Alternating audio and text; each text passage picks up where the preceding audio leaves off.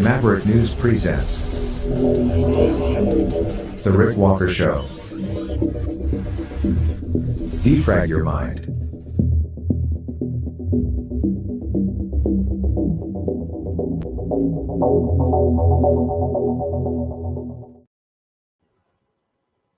Hello, everyone. Welcome back to the Maverick News Channel. Thank you, everyone, for joining me here again tonight. Good to have the Maverick family back together again. And hello to all the new folks out there, wherever you might be watching from in the world.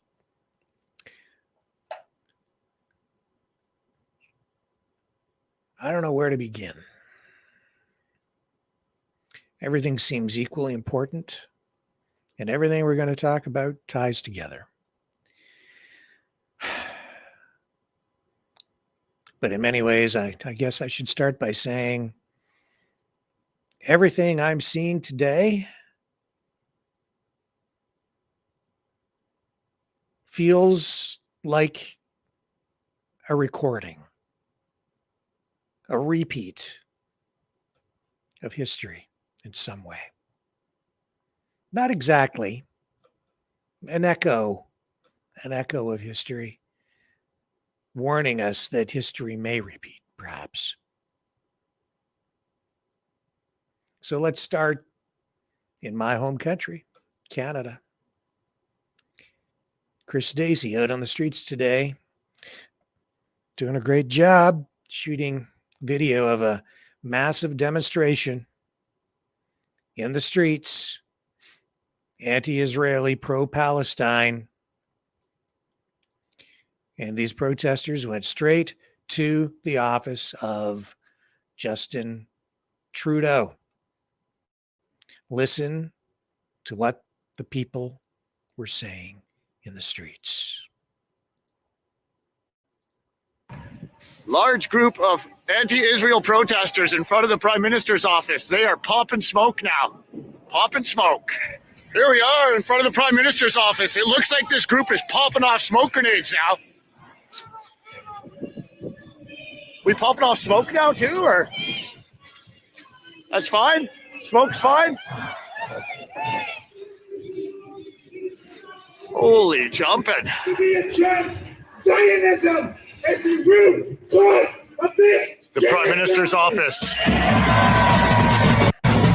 Justin Trudeau has failed Palestine. Justin Trudeau has failed the Middle East. He has failed the Arab nation. Shame! How many times do we need to show up in front of a terrorist office to let him know? That is Justin Trudeau's office being called a terrorist. We will not be silent and we will not stop protesting. Shame, shame, Trudeau. Shame, shame, Trudeau. Israel bombs Canada burn. Israel bombs Canada burn. How many kids have you killed today? How many kids have you killed today? Israel bombs Canada burn. Holy. Yeah. Holy. Justin Trudeau in just a little bit of trouble. Maybe a lot. A lot of emotion. And a lot of history. And there's a lot going on.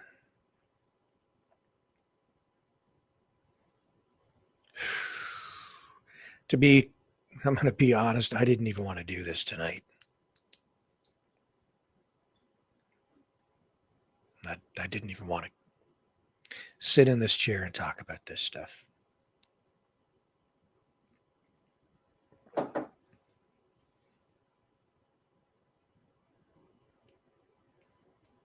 But here I am. There you are. There they are.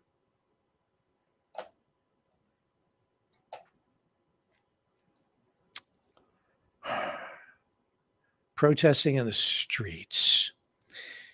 What does that do? Well, it disrupts. It applies pressure. It focuses the public's attention on an issue in a simplistic way, in a way that uses cliches, which is effective messaging. They use chants, they use rhythm, they use music. That's the way politics works. And they take it straight to the front door of the prime minister. Does he have any power? Well, he's sending Canadian tax dollars overseas. The government is playing both sides in this, saying they'll take more Palestinian immigrants while still funding Israel. The U.S. sort of does the same thing.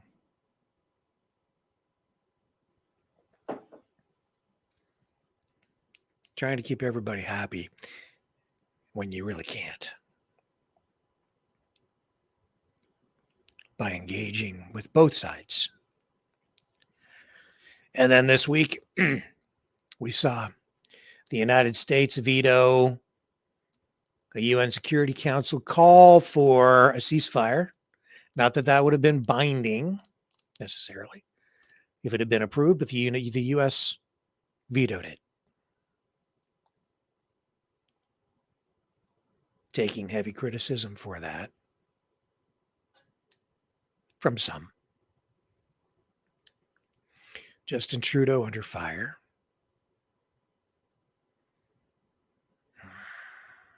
Man.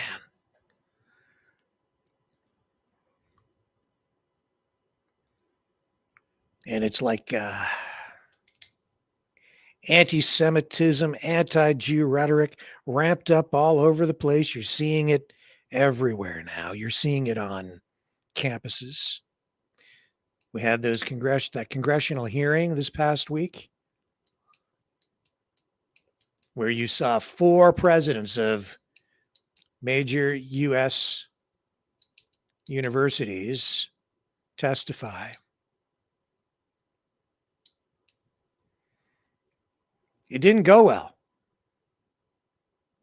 They were asked some very difficult questions relating to free speech, censorship, anti-Semitism on campus. What crosses the line? Is it hate speech when you hear the crowd chanting, "From the river to the sea, Palestine will be free"? Which by many,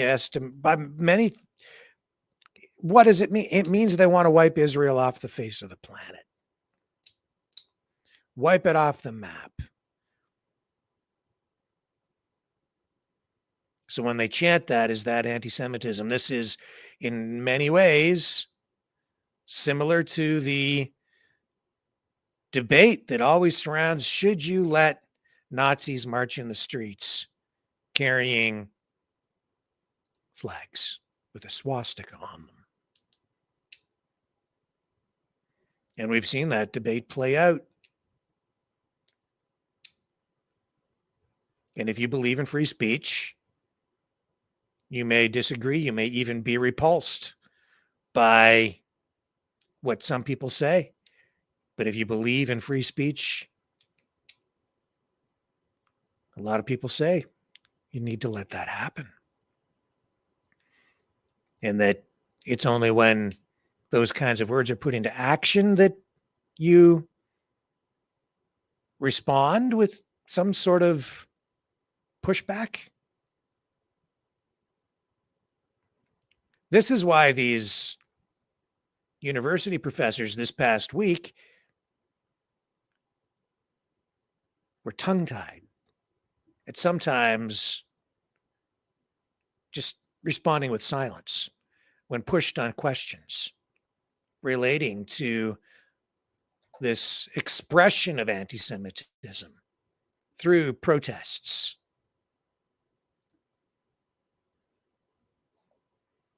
Liz McGill from the University of Pennsylvania has resigned now as a result of that congressional hearing and her performance there. This is a report from the local ABC affiliate in Philadelphia, just from a few days ago when that congressional hearing was held, outlining, this will give you a feel if you missed it. This will help explain exactly what went down at that hearing and why it was so significant and why we are going to see more of this, why in the thumbnail on at least one of the on several of the channels tonight, the thumbnail says casualty of war. That is Liz McGill from the University of Pennsylvania. Here is the report. On Penn's campus, Sharonda, Penn's president wasn't the only university leader called to testify today. No, she wasn't. The presidents of Harvard, American, and MIT were all called to testify before the House Committee on Education and Workforce. Now, while some lawmakers kept their questions nonpartisan and calm, it didn't stay that way. You said something earlier about anti-Semitism being symbolic of the larger society. Your university is a hotbed of it. UPenn President Liz McGill facing criticism on Capitol Hill for what's happening on her campus. Jewish students undoubtedly felt very uncomfortable following that. I'm sure that's true, yes. McGill was one of 4 university presidents called to answer questions about growing anti-Semitism on college campuses. In recent months, some UPenn donors have pulled funds and called for McGill's resignation, accusing her of not having a strong enough response against anti-Semitism. Some of that debate was sparked by a Palestinian literature festival in September. It included speakers who have a history of making anti-Semitic comments. Did you have the power to stop this event? I don't cancel or censor them in advance of their arrival to campus. When she wasn't on the defense, McGill was touting UPenn's efforts, including an action plan against anti-Semitism, a new student group, and an acknowledgement that Muslim students have faced increases in hate too. We will continue to deploy all the necessary resources to support any member of the community experiencing hate. The director of UPenn Hillel, a Jewish campus organization, tells Action News, quote, addressing anti-Semitism will take a coordinated approach involving university administrators, government officials, leading Jewish organizations like Hillel, and the broader community. McGill also testified on the challenges of balancing student safety with free expression, saying UPenn will take comprehensive action to combat anti-Semitism. I think it's important to call out anti-Semitism in a very visible and public way. You are looking at another measure that UPenn has taken, increased security at its Hillel with the police officers there pretty much around the clock. Now, McGill testified also that the university is looking to add curriculum on anti-Semitism to its educational curriculum here at the University of Pennsylvania. We are live in University City. Taronda Thomas, Channel 6 Action News. Sarah? Okay, so that was obviously not from today. That was a report the day of the hearings, or the hearing. And since then, there's been a lot of criticism leveled at these university presidents, including Liz McGill, who then shortly after posted this video in response. And I'm not sure how much this helped her, if at all, but here we go. There was a moment during yesterday's congressional hearing on anti-Semitism when I was asked if a call for the genocide of Jewish people on our campus would violate our policies. In that moment, I was focused on our university's longstanding policies aligned with the US Constitution, which say that speech alone is not punishable. I was not focused on, but I should have been, the irrefutable fact that a call for genocide of Jewish people is a call for some of the most terrible violence human beings can perpetrate. It's evil, plain and simple. I want to be clear. A call for genocide of Jewish people is threatening, deeply so. It is intentionally meant to terrify a people who have been subjected to pogroms and hatred for centuries and were the victims of mass genocide in the Holocaust. In my view, it would be harassment or intimidation. For decades, under multiple Penn presidents and consistent with most universities, Penn's policies have been guided by the Constitution and the law. In today's world, where we are seeing signs of hate proliferating across our campus and our world in a way not seen in years, these policies need to be clarified and evaluated. Penn must initiate a serious and careful look at our policies, and Provost Jackson and I will immediately convene a process to do so. As president, I'm committed to a safe, secure, and supportive environment so all members of our community can thrive. We can and we will get this right.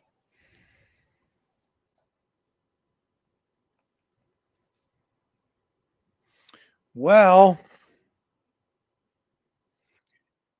if getting it right means resigning, that's what happened in the end. So that's what we're looking at now, today. Liz McGill has resigned from her post at the University of Pennsylvania.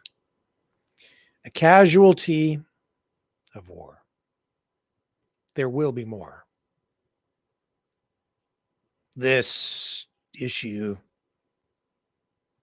it's not going away, and it's nothing new. People need to understand that this is not something that's just in the 10-day news cycle or the 24-hour news cycle. This is something that has been around for a long time. We went through the good times for a while here in North America. But this stuff goes so far back. It isn't just about religion. It is about power. It is about money. It is about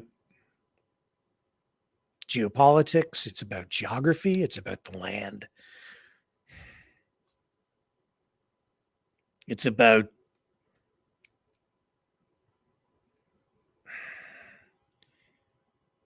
literature that goes back as far as the mid-1800s, I would say. What you're seeing play out in the streets right now, the conflict, the rise in anti-Semitism, the pushback you're getting from the Arab world, ties into 9/11, ties into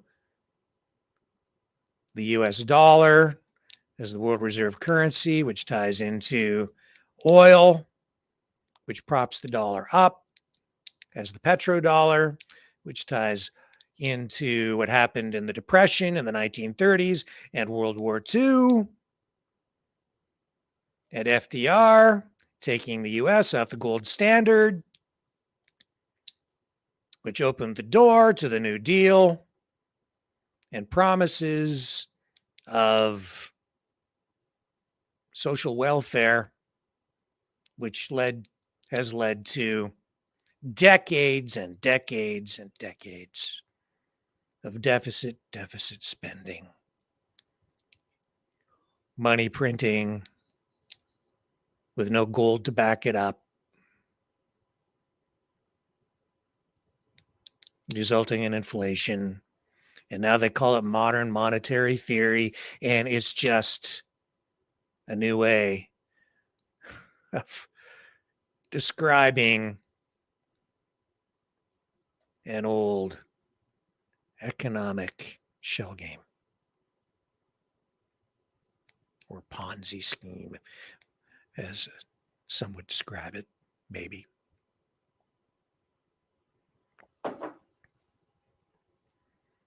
Money's not worth anything because it's just printed on paper. It's just paper. It's not really backed up by anything. Hitler in World War II prior to World War II. The way he built the economy up was he was sort of anti-capitalist, anti-Jew, anti-banker, anti-international banker, because Germany was being forced to pay reparations, and it was crippling the country.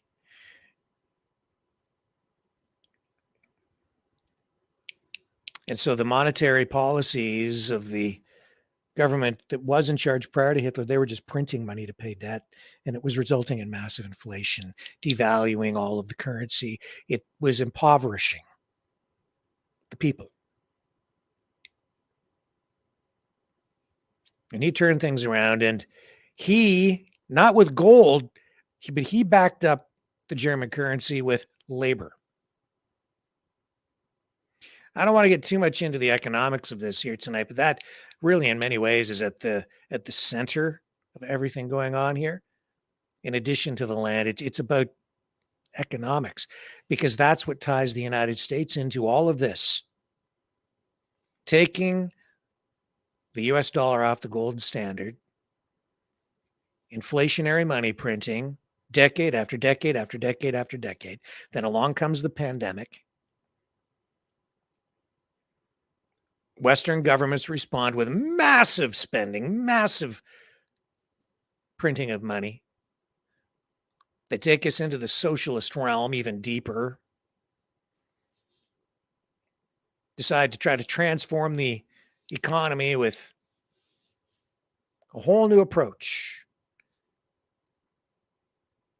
with things like the electrification of the auto industry and the greening of our economy. Not just a New Deal like FDR had for the people through socialism, but a green New Deal, resulting in huge, massive deficit spending using fiat currency, backed up with what? I would say labor and productivity, but really nothing. Why? Because we've outsourced so much of our productive capacity, our industrial capacity. We've sent it all overseas.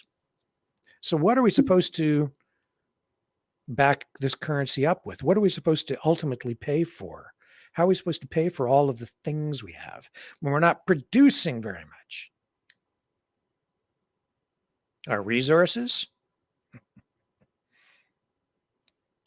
Not when the environmental movement, which I would suggest to you is bought and paid for these days by foreign interests, probably right in the Middle East, that are forcing us to leave our oil in the ground while we ship oil to our shores from overseas, while we stand on top of an ocean of oil right beneath us.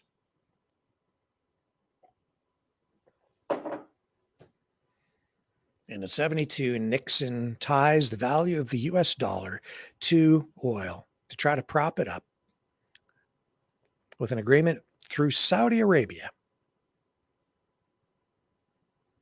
which forces other countries to buy US oil or buy their oil using US dollars, creating demand for the US dollar. The US in turn provides military protection. So what is it that really props up the dollar, really props up Western countries? Guns and bombs. And what is it that we really produce here more than anything else in such capacity and with such value that the economy is still standing? Arms, guns and bombs, jets, nuclear weapons, even nuclear energy, I suppose, that technology. And while all this is going on, like there's the people controlling all of this stuff, it's a different class of people. This is a class war. The inequality in income in the world right now is so pronounced. There's such a division that it is just mind-blowing. Some people have literally billions of dollars,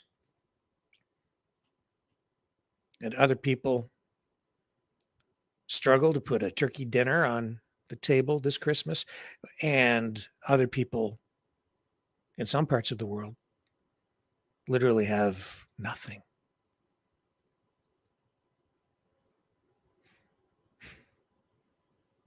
Thing I've noticed, I've had the privilege of rubbing elbows with some very, very rich people at times. I'm not one of them. The thing that strikes me about the really rich people is they're sort of eccentric. They really are. Because they don't live in the same world as us, man. They don't play by the same rules. And there's a hierarchy there as well. It's so shallow, the way that they live, a lot of them. They have to have it's not enough to have a Rolex. You have to have the right Rolex. I mean, it's okay to have a Rolex, but if you don't have the right one, well, but it's more than that. When you get into geopolitics, depending on where you're at on the ladder in the hierarchy of things, you can literally get away with murder. That's why I keep saying, when you want to talk about international politics, it's a bunch of gangsters. That's the way it is, because there is no rule of law internationally. The United States has been trying to act like, police, the world policeman for a long time.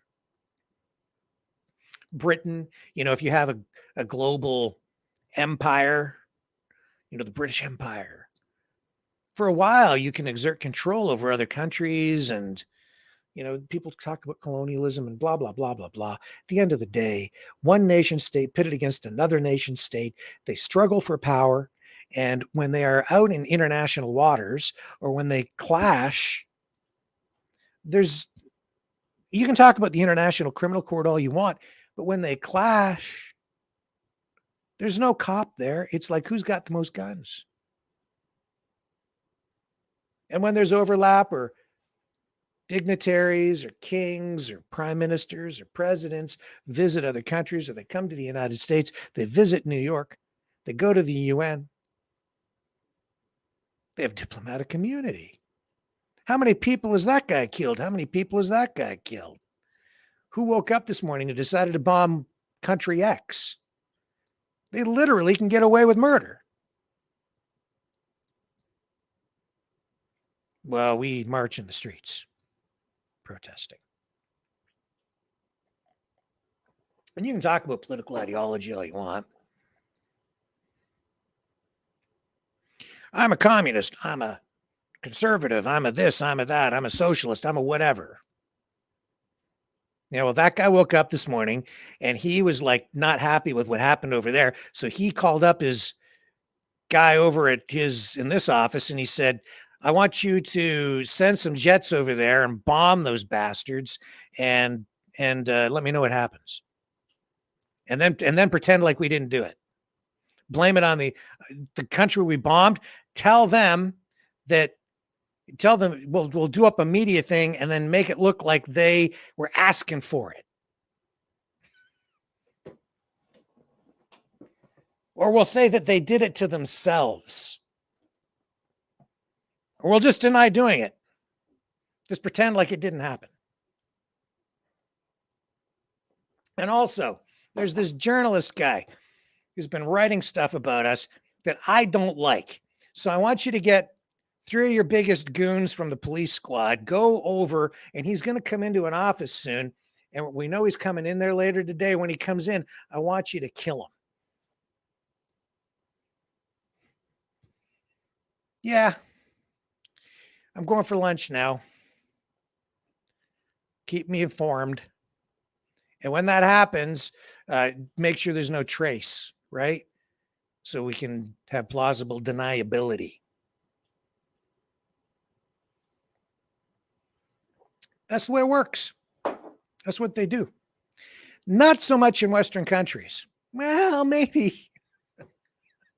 I don't know. See, definitely the way that it works in most countries around the world. Yeah. Countries that we are involved with, countries that, through necessity, we become entangled with for political reasons and national security reasons and, to trade, to get oil. Climate change. Yeah, right. How about we just stop buying the oil from there and use the oil we have here? And then we don't have to use the oil from over there. But no. Why do you think we don't pump the oil out of our own ground? Who funds these groups? Climate change. Oh!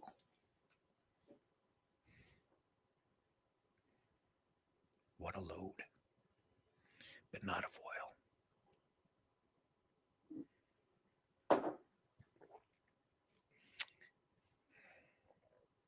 And the people playing these games are billionaires. Not like $100,000. That's a lot of money, right? Not to them. Billions of dollars that they have. Billions, gabillions, and billions upon gabillions. How much is that guy worth? Oh, he's worth 40 billion. What's Donald Trump worth? He's actually just a small player, guys. I think he's worth about 2.4 billion at last accounting. Smart guy, though. And he knows the score because he moves in those circles with all those really rich people. Has for a long time. He knows who they are, knows how the system works, not just in the United States, but all around the world. That's why he's a player. Sometimes, I look at him and I think he's kind of eccentric too. No question about that. They're all eccentric. They all move in these circles.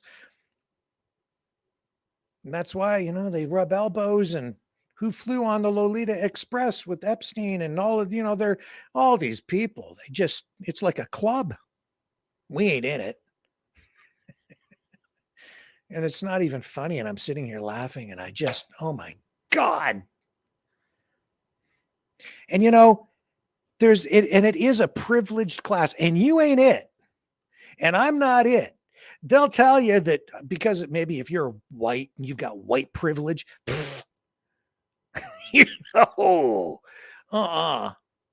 nope, not us, not the folks out there working every day. You die, nobody cares except your family and your friends. But I mean, in the world stage, like how much media attention are you going to get if you croak? You might get a paragraph in the local paper in the obituaries. Man, if you're tied to royalty,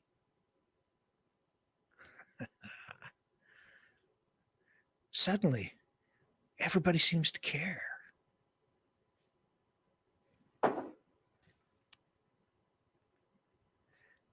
If you're a journalist and you're from royalty,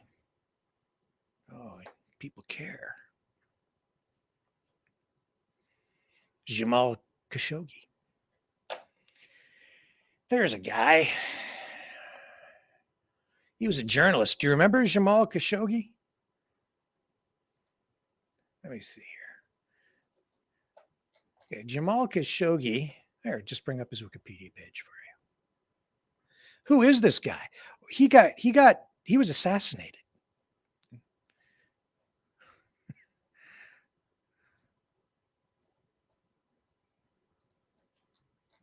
Okay. There's a picture of him. There's his Wikipedia page. Everybody cared so much about this guy. How many journalists get killed every year? Lots. In war zones. Lots of them are imprisoned. You don't hear a whole lot about it. This journalist, though, everybody cared about this guy. A lot. Tons of media attention. Well, who was this guy? Why did everybody care so much about Jamal Khashoggi? Time magazine, I think they put him on the cover. I think they made him their journalist of the year or whatever it was. They recognized him at some point after his death. Everybody cared about this guy. Do you know why? Because he's from royalty. Oh, yeah.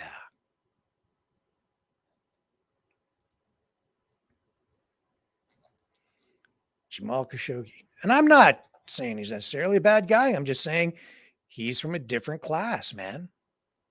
And this is all connected to everything going on today. He was a Saudi journalist, dissident, author, columnist for Middle East Eye, The Washington Post, and a general manager and editor-in-chief of Al Arab News Channel, who was assassinated at the Saudi consulate in Istanbul on 2nd of October 2018 by agents of the Saudi government at the behest of Crown Prince Mohammed bin Salman. Yeah. Who is this guy? Where did he come from? Early life. Jamal Ahmad Khashoggi was born in Medina on the 13th of October, 1958, sorry. His grandfather was Mohammed Khashoggi. He was the nephew of Adnan Khashoggi and the first cousin of Dodi Fayed. Who is Adnan Khashoggi? My God. Follow the family tree. Adnan Khashoggi, arms dealer. Super rich guy.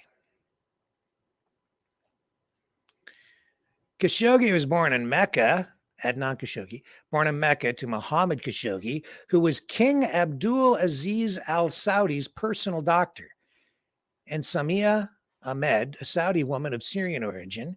Khashoggi's sister was author Samira Khashoggi, who married businessman Mohammed Al Fayed, who was the mother of Dodi Fayed. Yeah, they all travel, and they never stray far from each other. Another sister, Soher Khashoggi, is a well-known Arab novelist. Had two brothers, blah, blah, blah, blah, blah. So who was this guy? Business career.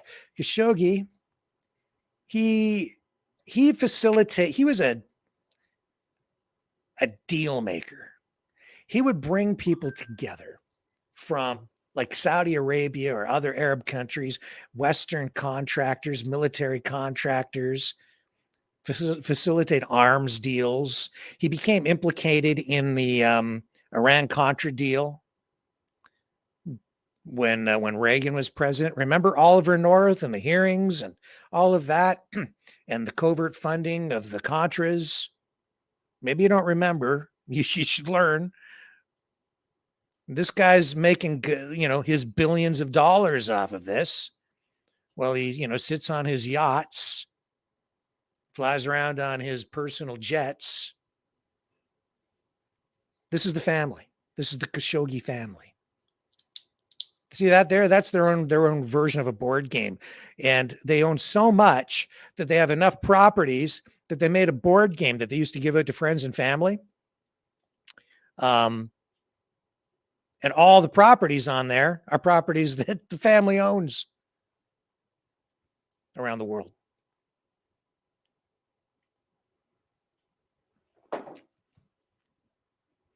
Not an entirely bad guy. There were some Jewish refugees at one point. I think a whole bunch of them, about 1,400, or maybe it was more. I don't remember the exact incident, but I remember he airlifted a bunch of people, Jewish people who were in trouble in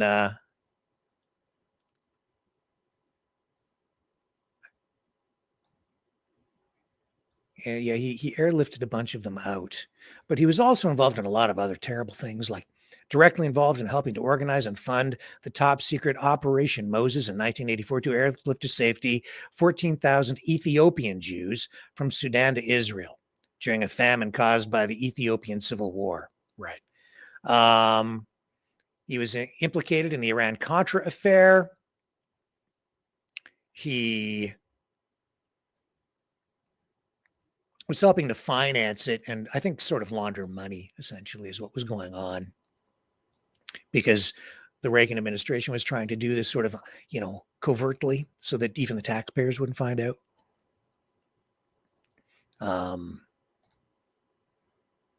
Says here, Khashoggi was principal foreign agent of the United States and helped establish the supranational intelligence partnership known as the Safari Club. All kinds of stuff. I mean, just so deep into all of these different activities. In January 2003, Seymour Hersh reported in the New Yorker magazine that former U.S. Assistant Secretary of Defense Richard Pearl had a meeting with Khashoggi in Marseille in order to use him as a conduit between Trireme Partners, a private venture capital company of which he was one of three principals of the Saudi government. At the time, Pearl was chair of the Defense Policy Advisory Committee, a Defense Department advisory group which provided him with access to classified information and a position to influence defense policy. Khashoggi told Hersh that Pearl talked to him about the economic costs regarding, get this, a proposed invasion of Iraq. He said at the time, if there is no war, he told me, why is there a need for security? If there is a war, of course, billions of dollars will have to be spent. I'm just saying, different rules for different people.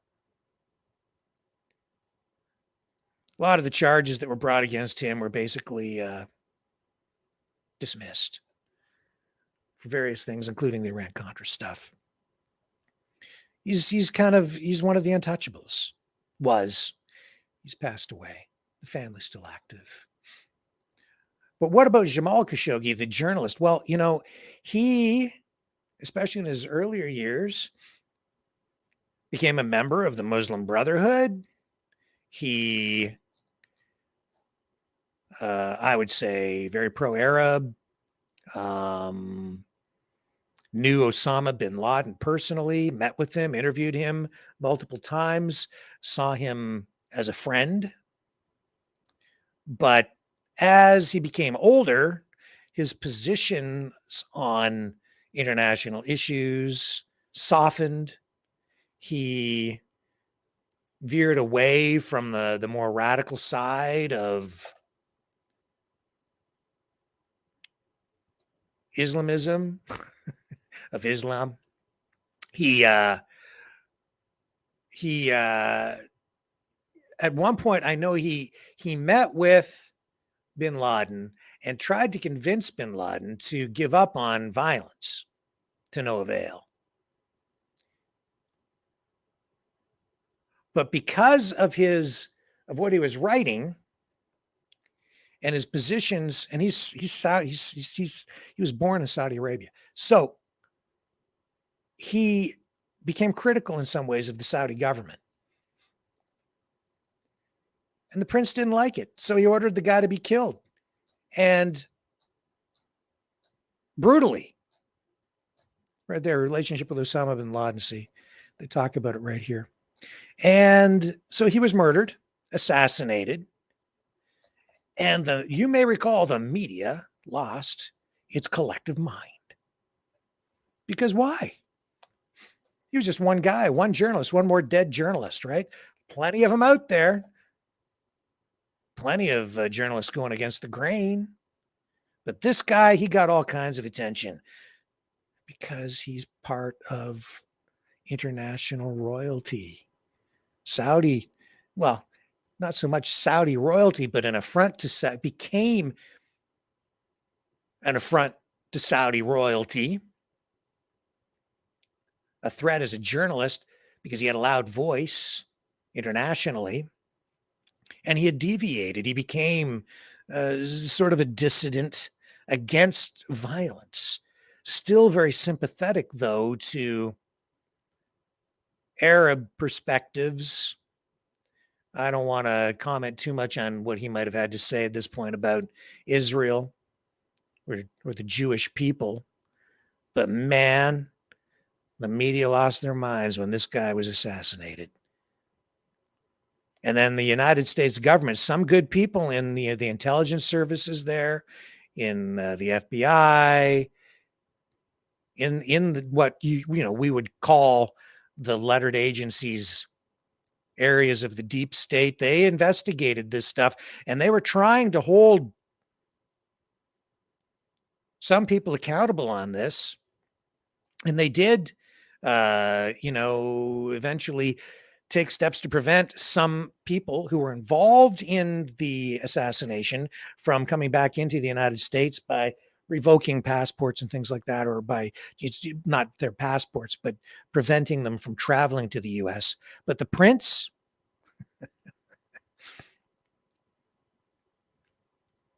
no, not touchable. Nothing's ever happened there.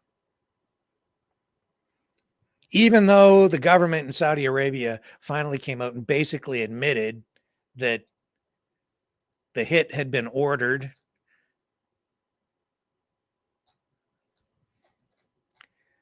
nothing happened to the prince, because you know why? Different class. Can't touch that guy. He can murder somebody. And nothing happens. Nothing happens. Not to somebody like that. And Donald Trump, political pragmatist.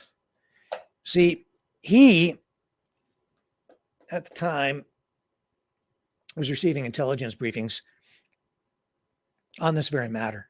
And then he came out and made a statement saying that basically he didn't know if he was accused of lying about what the CIA had told him, what had really happened.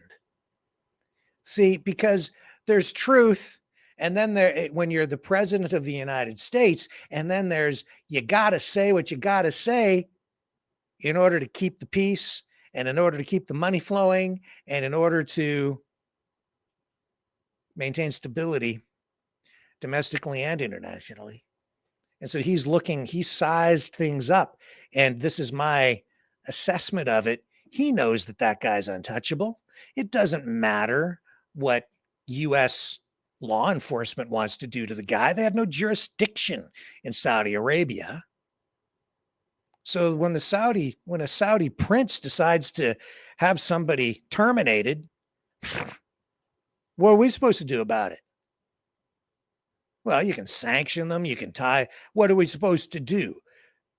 Sever ties with Saudi Arabia? That ain't going to happen. The US dollar is tied to the value of oil. We're not being permitted to pump the oil out of our own ground because climate change. Just keep importing it then and burn the other guy's oil.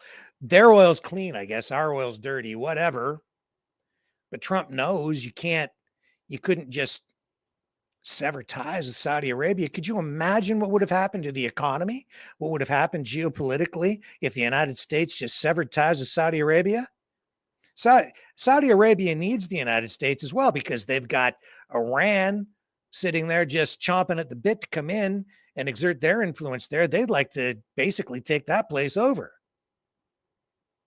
So the United States protects them. But there's a high level of resentment there, obviously. You can see it in the relationship.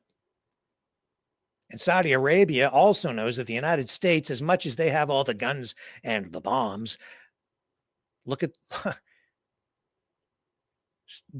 Saudi royal family knows that the United States needs Saudi Arabia, probably at this point more than Saudi Arabia needs the United States. So again, you have the tail wagging the dog. You want to talk about 9/11? That's kind of almost a taboo subject, right? If you really want to dig down and get into the truth of the matter. Now, I believe, and I'm certain that Osama bin Laden was the mastermind behind it, and he's the guy who pulled the trigger on that. He's claimed responsibility for it multiple times. He's just look at the letter to America from Osama bin Laden. But this past week, who spoke about it in blatant terms? The naked, uncomfortable truth. Vivek Ramaswamy at the GOP debate. Oh, baby, did he talk about 9/11 and J6 and all of these things and just laid it right out on the table? This is a guy who kind of gets it, I think, right? But he ain't white. So the rules that apply to somebody like me don't apply to somebody like him. And he was pretty fearless. I think he's in it to win it. And when I say in it to win it, I think he wants to be Trump's running mate. And if Trump doesn't make it all the way to the candidacy, then I think he wants to be the candidate. And I think he's dead serious about this. After seeing what he did during this debate this past week, oh yeah, because he took some real risks here, talking about all of these things, was accused later after the debate in the mainstream media of promoting conspiracy theories. But man, he was like on fire and hitting every high note perfectly and in just the right way with just the right degree of finesse, crafting his narrative very carefully in such a way that I think he was dealing with actual facts, not veering off into the conspiracy theory weeds, but at the same time scoring huge, big points. And playing politics with extreme skill. Here's what he had to say about J6 and 9/11 and Trump. This is the naked truth, man. And this all ties back in. You keep what I just told you all about Jamal Khashoggi and Adnan Khashoggi and the arms dealing and the huge money and the influence. And he lays it out here, baby. With all three of my other colleagues on this debate stage is all three of them have been licking Donald Trump's boots for years for money and endorsements. Ron DeSantis, you've been a great governor, but you would have never been one without actually begging Donald Trump for that endorsement. And you attacked him in your book a year ago. Same thing with Chris Christie as a lobbyist, begging them for COVID money for his special interests in New Jersey, prepping him for the debates last time around. These people are now Monday morning quarterbacking some decision he made. I think the real enemy is not Donald Trump. It's not even Joe Biden. It is the deep state that at least Donald Trump attempted to take on. And if you want somebody who's going to speak truth to power, then vote for somebody who's going to speak the truth to you.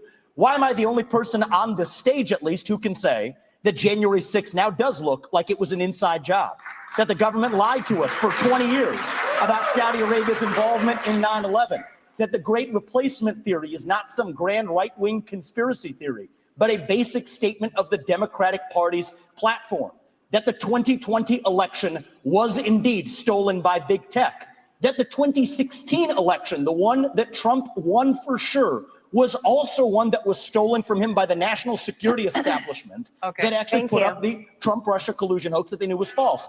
There's a reason why I'm the only person on the stage who can say these things. That's what it's going to take, not people who are licking his boots one time and now Monday morning quarterbacking and criticizing him when it's convenient. Governor Christie. Wow. He just said it. He just came right out and said it. Are you getting it? It's like they've got all the money. And it isn't just the Jews. Okay, that's the game, right? That's the game. That's the propaganda. This is the age-old story.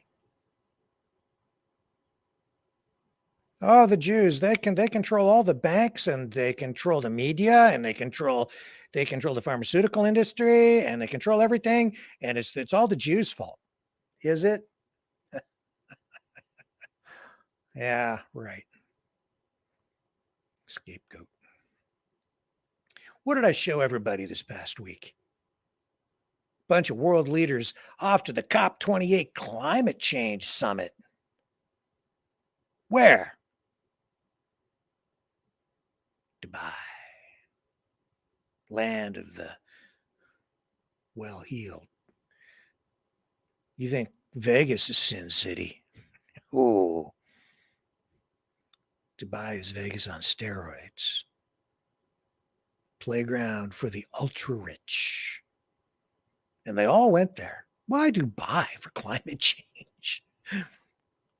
A synthetic city in the middle of the desert. Everything there is fake. Every inch of it. Every square inch. It's fake. You ever been to Vegas? That place is fake, fake, fake. It's in the desert too. Glitzy. I love the place just because I like to look at the flashing lights and I like to look at the giant fake pyramid.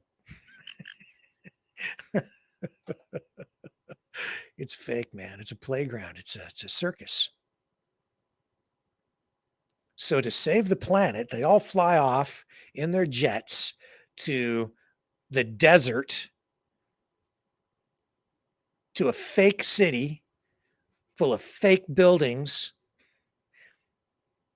fake everything, synthetic, and yet oh so real because they have so much money and so much power. And this is not Israel. This is not, Jew Central.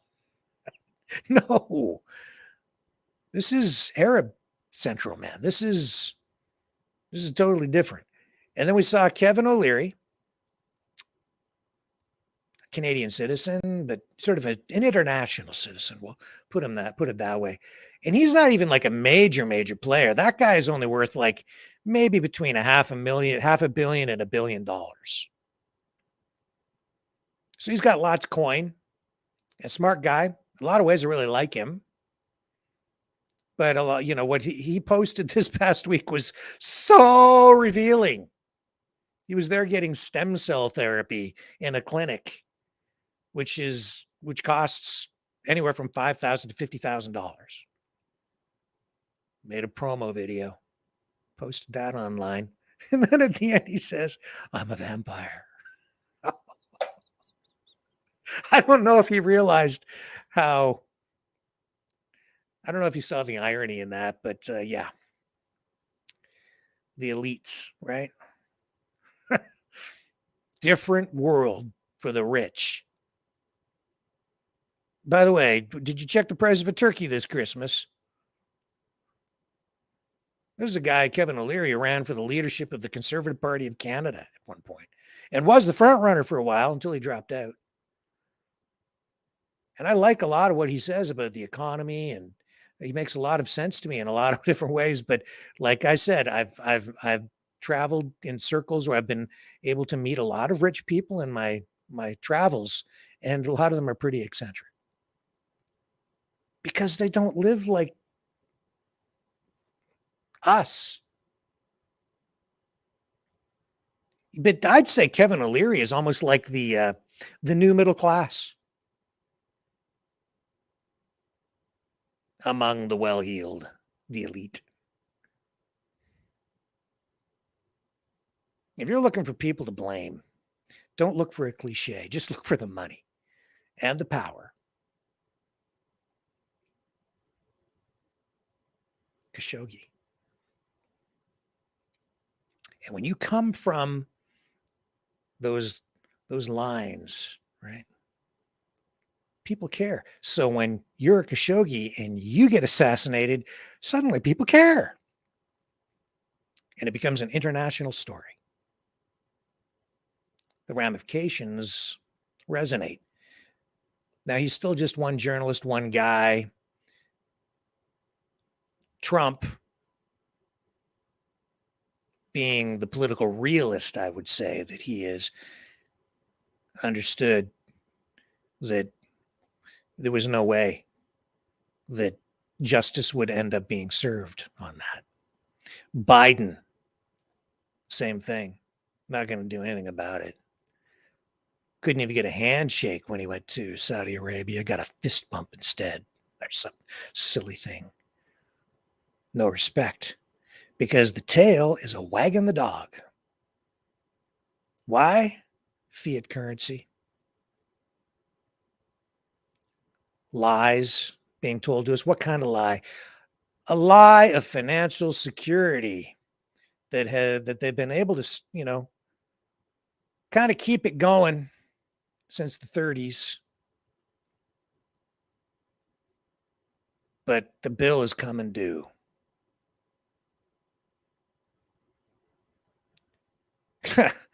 You think you got a pension coming? No, I don't know. Looking kind of dicey right now for all of us. Alberta, province of Alberta, looking at decoupling from the Canada Pension Plan. Why do you think? Because there might not be any money there in the end for us. The baby boomers, the greatest generation, those who fought in World War II, those who came just after that, the post-World War II baby boom, those people, like my parents, okay, they got their pensions. So they played the system out for that amount of time. But us, guys like me, I'm still a little ways off. Probably a lot of you are too. Do you think there's going to be money there? There ain't no gold to back it up. And the more I think about it, you go back to that, you go back to the roaring 20s. They still had the gold standard and the economy crashed. Why was that? Because the stock market created the artificial currency with people, short selling, doing all these crazy things and inflating the prices of stocks. And the United States, as productive as it was at that time, wasn't producing enough to pay the international debts when the market crashed and the value came out of the balloon. And what did FDR do? They didn't have enough gold. See? Creditors, like real creditors, international creditors and domestic too, but international creditors, they wanted their money. There was a run on the bank. You know what a run on the bank is? Watch It's a Wonderful Life. It's when everybody goes to the bank because there's a financial collapse of some kind and everybody runs and they all want their money out at the same time, but the bank doesn't actually have it. So the bank has to back it up with something. Well, what did they back it up with in It's a Wonderful Life? With real estate, the building and loan. The money was in the real estate. They had some cash reserves to facilitate deposits and withdrawals on a daily basis, but they couldn't just give everybody all their money. They'd have to liquidate the real estate holdings. Same thing when the country, you're dealing in international trade. You have to back up your currency with something. Well, back in the 20s, it was gold. But they only had a certain amount, like maybe, I don't know what the percentage was. 20%, 30%. So when the economy collapses and international creditors panic and they want their money, everybody was trying to sell off the stocks, right? Or give me my money. You owe me money. Didn't have enough. So what did FDR do? He forced everybody to turn in their gold. Turn in your gold, turn in your gold. We weren't alive at that time, right? I wasn't alive, but I know that that's what went on. And some people say, that's a violation of our rights. Well, turn it in anyway. He needed the gold because he had to pay off the creditors. And then after all of that they survived it and the economy was.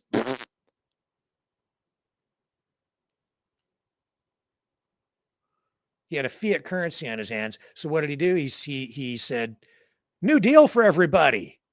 Now I have more flexibility in how I manage the economy. We're off the gold standard. That means he could just print money out of thin air. That was the birth, really, or the first use, I would say, and at the time of modern monetary theory, although they didn't call it that back then. It was like, we need money, just print it, and we'll just inflate. And then the strategy became, manage the inflation, only print so much. And what are you backing the currency up with? Well, really, it just comes down to trust and labor. But at the time, it was okay because the United States still had a lot of productive capacity. But a lot of other countries then also went off the gold standard and started to print fake money, fiat currency. Countries, all the Western countries started to do the same thing. But there was a lot of productive capacity in the West. But then we ended up with World War II. It was that hyperinflation facing Germany at the time that propelled the Nazis to power. The Depression, hyperinflation, high unemployment,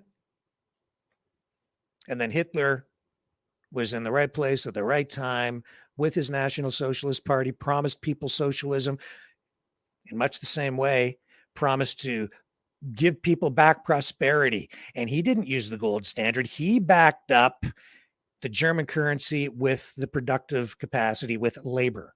That's what he was able to promise repayment with, was the labor of the people. And so, when these people say they're against capitalism, when they say that it's because you're being enslaved, that's really kind of what they mean.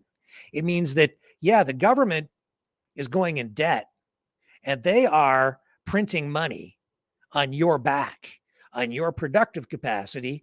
They're betting that you're going to produce enough to pay off the national debts that they incur when they borrow money or make deals with other countries or even international banks or whatever. So they're betting on you. The problem here in the West now, though, is that our productive capacity has been exported, except for the arms industry and some natural resources. We still have some, but so much of it has been outsourced to places like China. What are we supposed to back everything up with? Everybody's on frickin' unemployment or social assistance. And now even the big companies, the corporations, they're all on the dole too. Now you've got corporate welfare. Everybody's got their hands out. So the government's throwing $1 billion over there and $20 billion there, and let's revitalize the economy. We'll just print more money. Well, you know what, folks? At some point, we got to pay for all of this stuff. And it's falling apart. What do you think these wars are really about? It's time to pay. And we've got major inflation.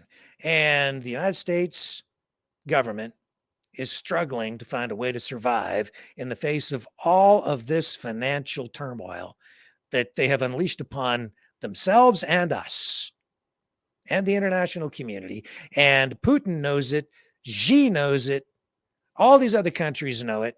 That's why you've got the BRICS nations now. They see that the United States has become a nation in decline. And you know what it is? It's because our politicians have been making promises that they can only keep by printing more money, which is a lie because they just inflate the crap out of the economy. $15 an hour minimum wage for everybody. Yeah, you got it. And then within the year, we had more inflation, which ate all of that up, and you weren't any further ahead anyway. In fact, we were further behind. Because they weren't just giving you $15 an hour, they were handing out money to everybody else too, including big companies. And it can be okay, I guess, as long as you produce, but we need growth, and we're not getting it. Certainly not in Canada. We're not getting it from industrial capacity. We are not getting it from our natural resources because we're being forced to leave them in the ground. We're not allowed to chop trees down. We're not allowed to mine, you have coal mines. We can't do anything with any of our stuff. Hogtied. Still some, but not enough, and not enough growth to get us out of the debt. We'll never get out of debt at this rate, ever. We need massive growth, economic growth, not population growth. Well, we'll just fix the economy by bringing in another million immigrants. No. No. Oh, no, no, no, no, no, no, no. Lie. Because initially, certainly in the early portions of that, the first number of years, that's a burden on the economy. That's not an asset unless you're bringing in skilled workers right off the hop and they can integrate into the economy immediately and become immediately productive. And we can't even put people into homes. We don't have enough capacity in our healthcare system for all the people. What a freaking mess.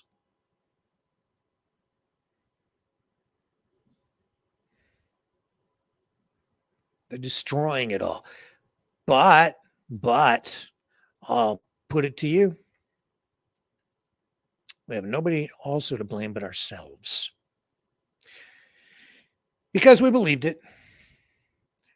Because we demanded it. We voted for it. We said, gimme, gimme, gimme, gimme, gimme. What's in it for me? What's in it for me? And we have so many people who have fallen into the trap of welfare that they become dependent on it. And we have so many people on this endless cycle of dependency. And now our foreign adversaries, they see that, they know it, they smell it, and they exploit it. How? Well, let's just send fentanyl in. Let's put everybody on a nice international IV drip of fentanyl and cocaine and weed and you name it. Let's dope them up and dumb them down, and we'll make the productive capacity of the West nothing. They'll all be droned and zoned out and sitting at home in their parents' basements watching Netflix and the internet, where we bombard them with psychological manipulative messaging, convincing them that their country isn't worth anything and they should hate it. Screw all that, man.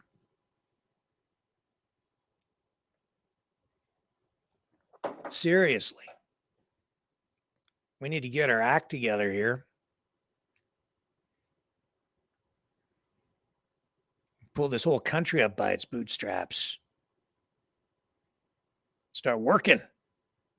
Building. Again. Rebuilding. And stop falling for the lies and the traps. Last night, what did I talk about? Deception. Political activist groups, political opportunists. That organization, the power shift. Now the Canadian People's Union, they've rebranded themselves. They're a little bit more honest now about where they're going. They're communists.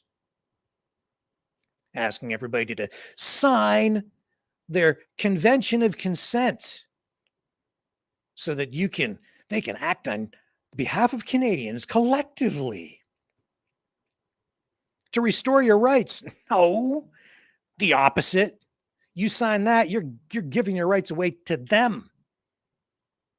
Like I said, and there was one point last night, and this is a very important point that I failed to mention. They claim that if they get 50% plus one at that point to sign their convention of consent, that then they basically take power, that they give the power back to the people. Basically, they're saying they can, I guess, form the government to compel the adoption of their policies when they get 50% plus one to sign their convention of consent. And that's a lie. Says who? To change the Constitution, there is a formula in place, and they say that they believe in the Constitution. I don't think so.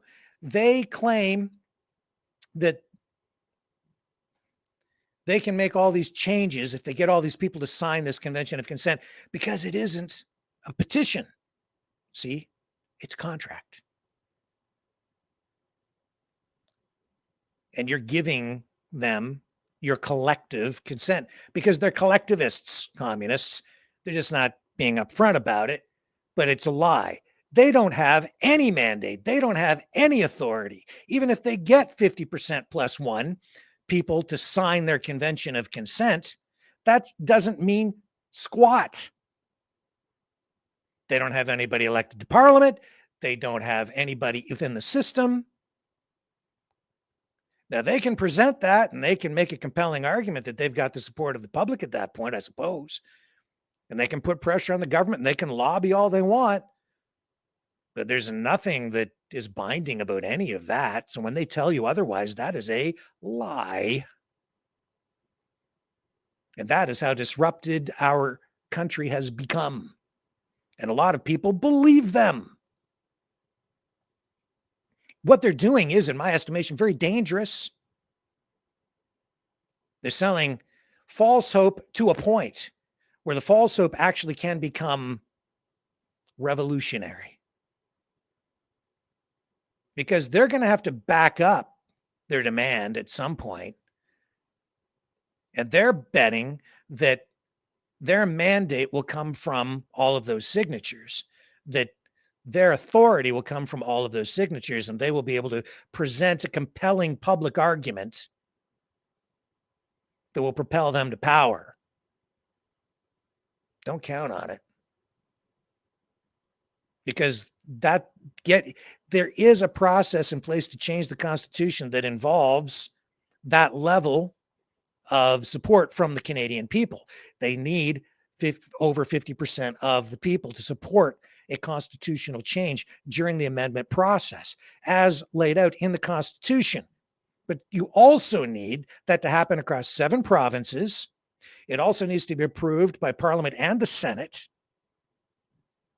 And it has to be a process that is initiated by the government, not by an external party with no authority and no existing mandate from the people at all, through an electoral process. What they're creating, even though it is a contract, is also no more binding than a petition anyway. It's a very important point. They're misrepresenting the level of authority and what kind of mandate, which really won't exist at all. All they'll say is that we've got a lot of public support. That's all they can say at the end of it all, if they ever get to that point. But I digress.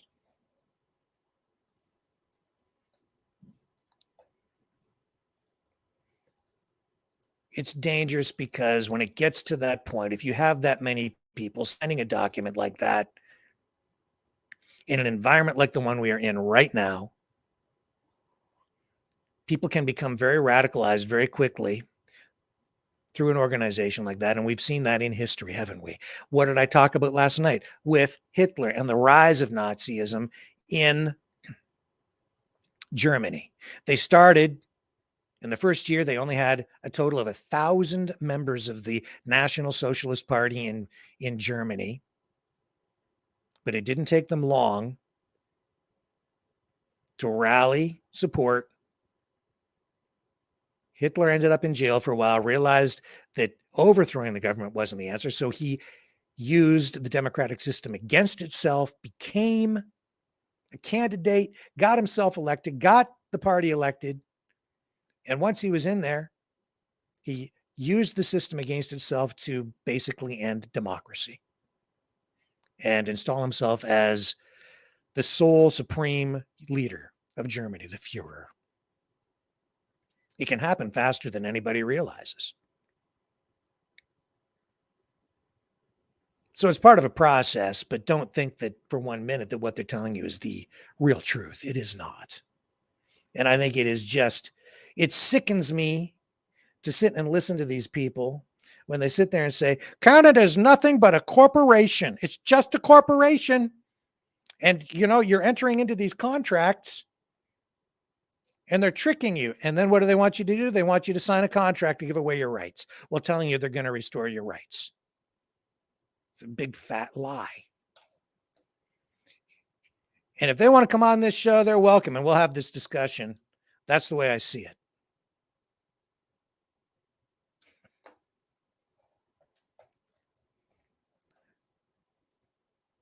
Not to say we don't have problems. We absolutely do, but that is not the answer. No.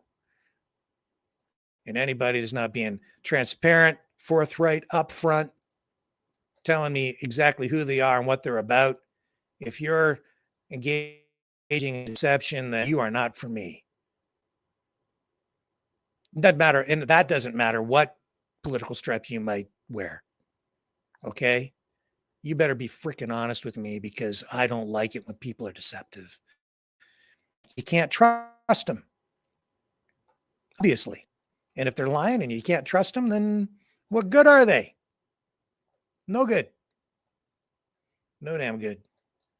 It's turning into a internationally here, you know, in many respects. Again, this is what it's deteriorating to. It's the communists versus the fascists, I guess, or the far right, or however you want to describe it. And I would put them both on the authoritarian side of the political spectrum anyway, not this left-right thing.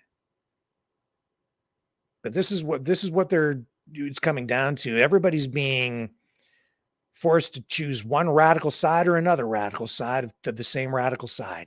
It all results in some sort of radicalism and extremism, and I'm not into that. And it's playing out internationally. In fact, in Ukraine, what are we seeing today? We're seeing a Soviet-era statue of a Red Army commander taken down in Kiev, or Kyiv. They used to call it Kiev. Now they call it Kyiv. Because, you know, on the one side, the Russians are saying they want to, there's grocery prices right up there in the top hand corner of the screen from the Real Canadian Superstore. So keep an eye. There's turkey. However much that is, we'll check that out. How much is turkey? Free when you spend $300 or more, you get a turkey. That is a great deal. So just go buy a couple weeks of groceries and get your free Christmas turkey at the Superstore. Now you know where you can go. Free ad for the Superstore. Didn't mean for that to happen. Soviet-era statue, Red Army commander, taken down to Kiev. Because why? Because they are trying to decommunize Ukraine, while Russia is trying to denazify it. And what have we got? Hundreds of thousands of dead people. Enough said.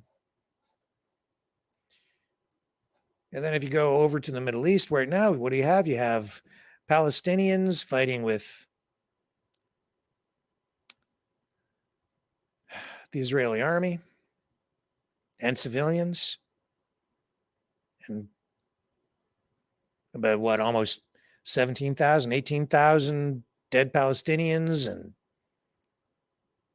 1,500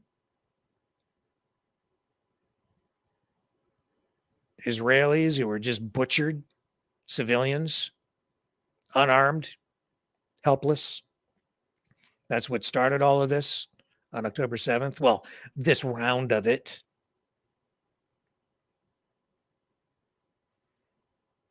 And we're seeing leaders from the Arab world coming right out now and being open about it and saying that that incident on October 7th was planned, orchestrated, was done, executed under a veil of secrecy because they needed a catalyst, a trigger moment. I'm paraphrasing, but that is what this was intended to be. And that is what we have on our hands. And it is something that is escalating into a potential kinetic third world war. Beyond disturbing to me,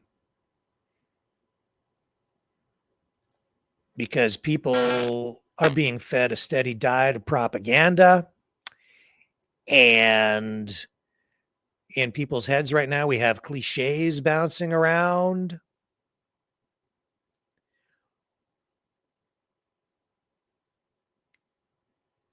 And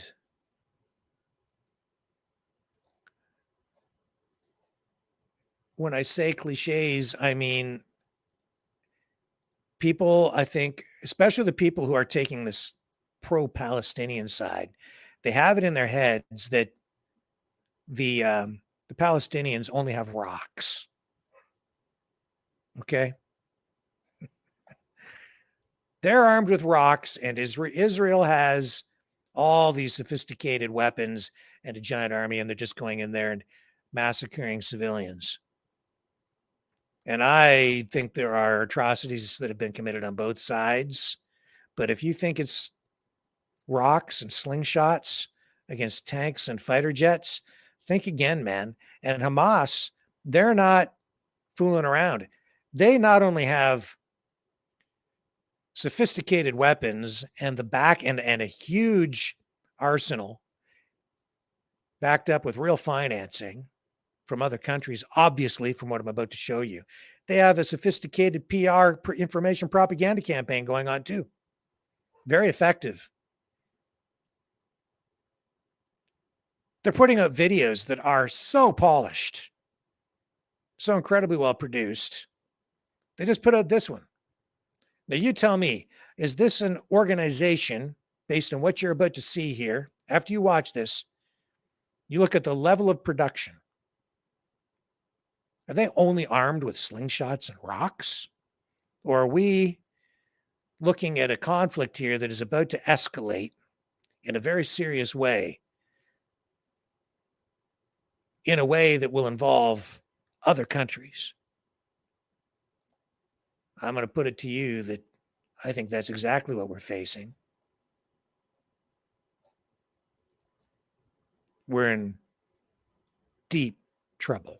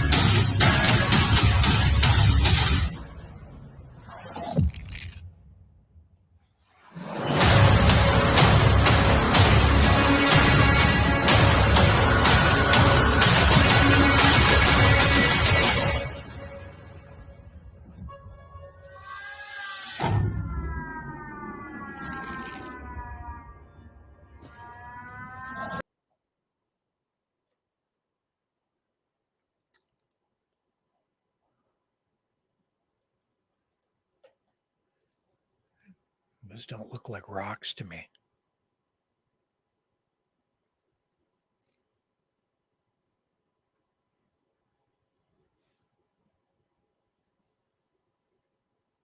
Did they look like rocks to you?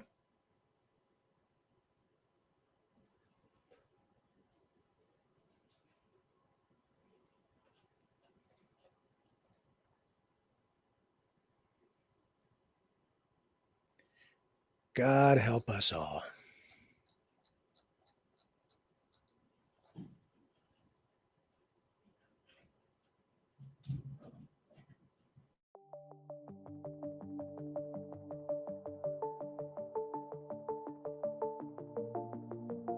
Greetings, brave Mavericks.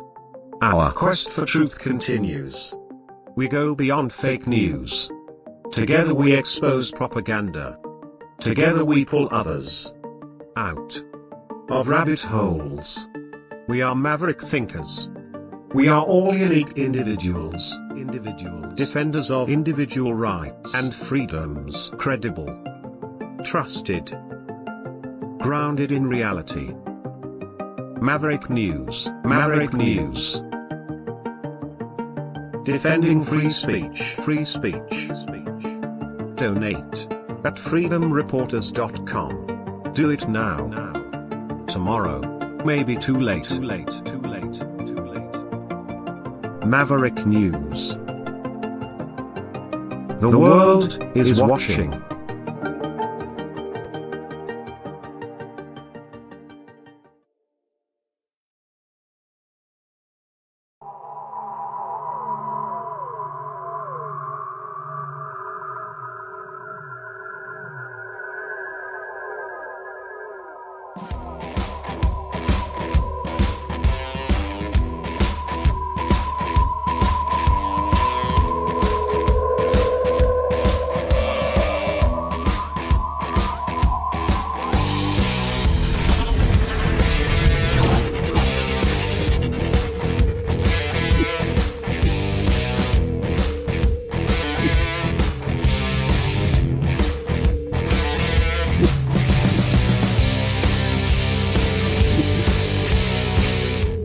Maverick News.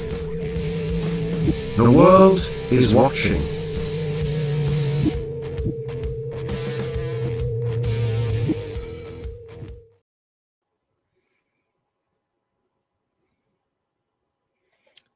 So we spoke about Jamal Khashoggi, journalist, assassinated.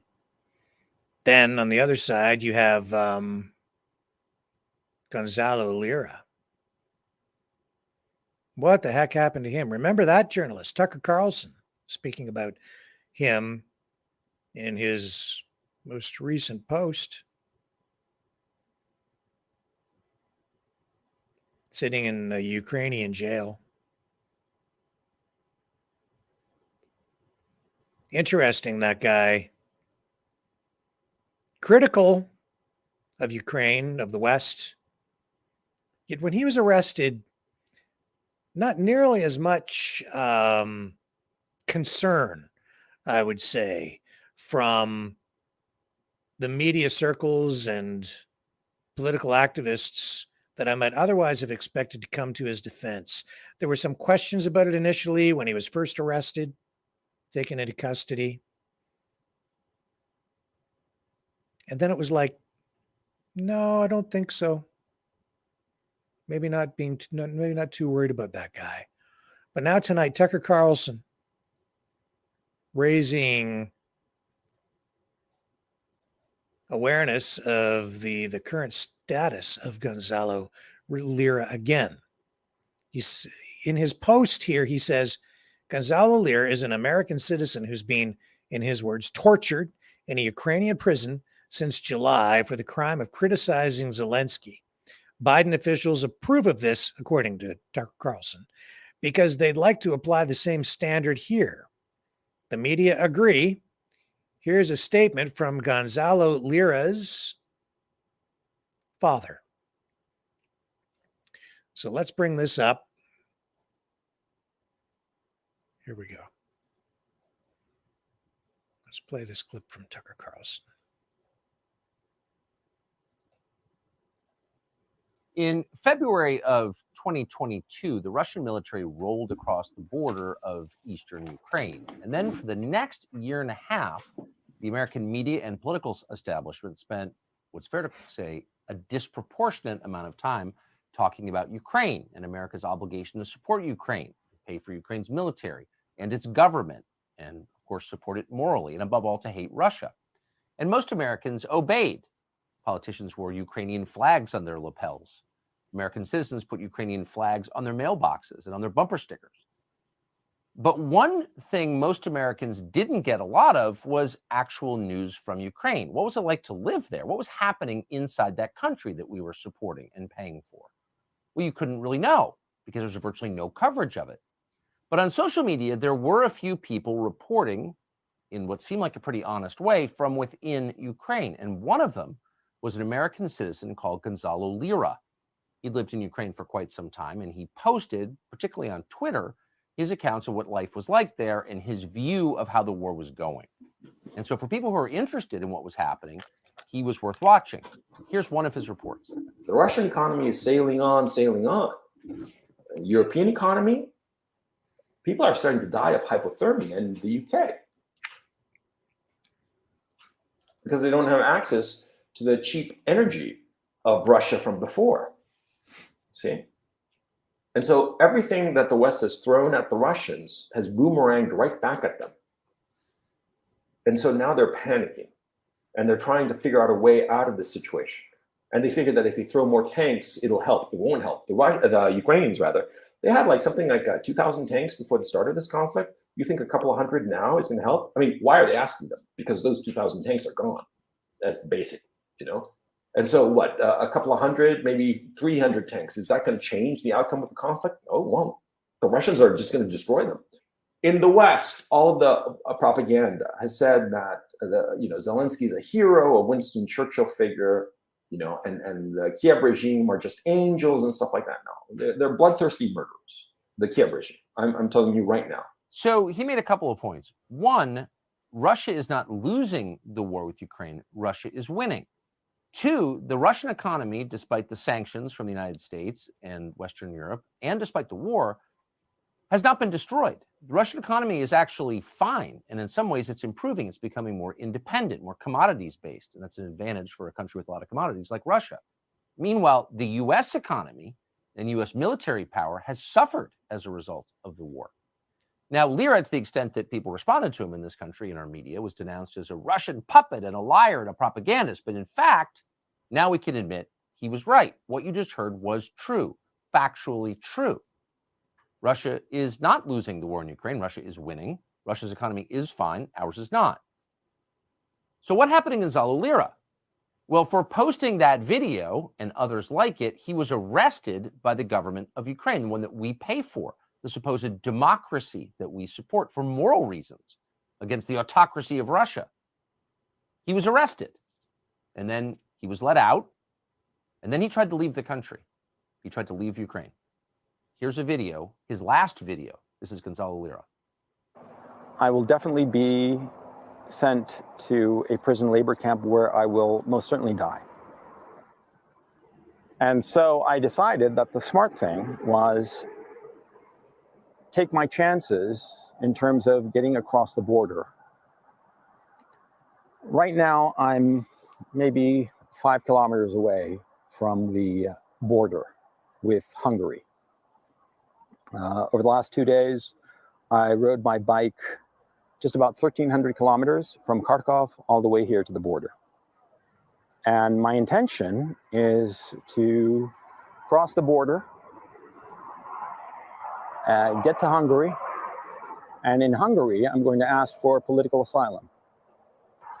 So either I will cross the border into Hungary in the next couple of hours, or I will be arrested again, and God knows what will happen to me. He never made it. 5 miles from the Hungarian border, 5 kilometers rather, from the Hungarian border, he was arrested. Gonzalo Lira remains in prison tonight, a political prisoner in a country that we were told was free, a country whose government we are still paying for. The Biden State Department is uninterested in the fate of this American citizen. In fact, of course, they support his imprisonment, and no one in the national media seems interested in his fate whatsoever. So we thought it'd be worth speaking to his father, Gonzalo Lira Sr., who joins us now from Chile. Mr. Lira, thanks so much for joining us. Have you heard from your son? Do you know where he is? And do you know how he's doing? Thank you, Tucker. Thank you. For the opportunity of saying what is going on with my son, Gonzalo. Today will mark the 7th full month that he's been arrested in Ukraine. He has not gone into trial. He's awaiting trial. He was appointed a court attorney that doesn't speak English. He's an Ukrainian attorney. Insofar as the U.S. Embassy, they haven't done a thing. Neither I nor his sister living in the USA, and I'm reading because I don't want to lose anything, neither I nor his sister living in the USA have been able to communicate with Gonzalo. He's incommunicado. The U.S. Embassy has not answered our inquiries. The embassy in Kyiv never offered a defense attorney. never visited him except for the first time, his court appointment last November 8th. The embassy has just burned out Gonzalo. An American citizen by birth is in jail because he was exercising his right of freedom of speech. His defense, as I said before, is in the hands of a court appointment Ukrainian attorney that doesn't speak any English. The USA government, with its silence in the face of this scandalous incident, suggests a degree of complicity, or at least tacit approval of Gonzalo's arrest, since nothing else convincingly explains the conspicuous lack of response. Let me just read further, if I may, Tucker. I hope you will. Gonzalo was arrested last year on April the 15th, Good Friday, till the next Friday, 22nd, for that full week, without any charges. He was simply detained. They stole all of his equipment. He couldn't continue working after he was released for at least 2-3 weeks, trying to obtain equipment to continue. His criticism of Zelensky's Nazi regime, supported by the US government, by Mr. Biden, who makes, he is making gargles, that we have to defend democracy. What democracy? Ukraine has never had democracy, let alone today with this man Zelensky. He's a well-known dictator. They were going to have elections, Tucker, and they canceled those elections. During the Vietnam War, there were elections in South Vietnam, in the middle of the war, Tucker, if you remember. I do remember. I lived those years in the USA. Let me say more. Last April 27th of this year, Gonzalo put on a web video, this time, and for the first time, Tucker, heavily criticizing Joe Biden and Kamala Harris. 4 days later, the Zelensky police detains Gonzalo through that terrible, sinister Gestapo called SPU.